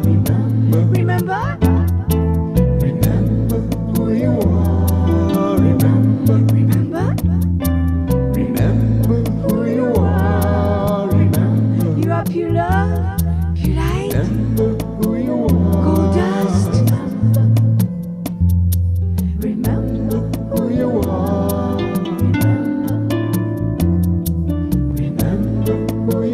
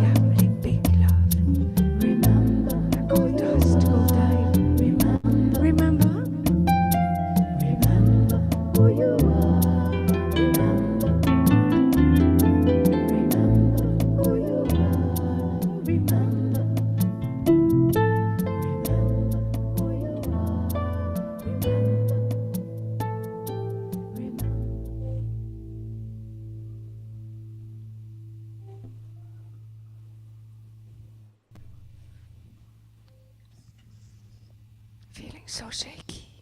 Shake. My heart is feeling your love. Thank you. And as we send our love to our friends. I'm going to read a couple things and also remind people where they can find you. But Dia Therese put it well. She said, Mystiques, I feel this peace and claim it is my favorite with so much purple love from your purple pal, Dia Therese. Carol Craig writes, Fanny and Vigari, you guys sound absolutely fantastic. Thank you. Thank you. It is true. I just love having you in the show, and closing the show with you is always just a beautiful way to conclude in a powerful evening. And you can contact them by going to starchild.ca for Canada. Starchild.ca. That's where their phone number is. You can learn all about the various things. And again, get their album, Awaken 1111. You can get it on Bandcamp. Thank you, beloveds, so much for being with us tonight. Thank you. Such a wonderful evening. All right. Well, so much wisdom tonight. Thank you, Omashar, all of our presenters, my co-hosts, Alan and Dr. Tara, and most of all, our Global Peace Tribe, both those of you in the Zoom room and those of you watching out there in the void. Let's all raise our consciousness in whatever ways. You know, now is the time to cultivate a spiritual practice.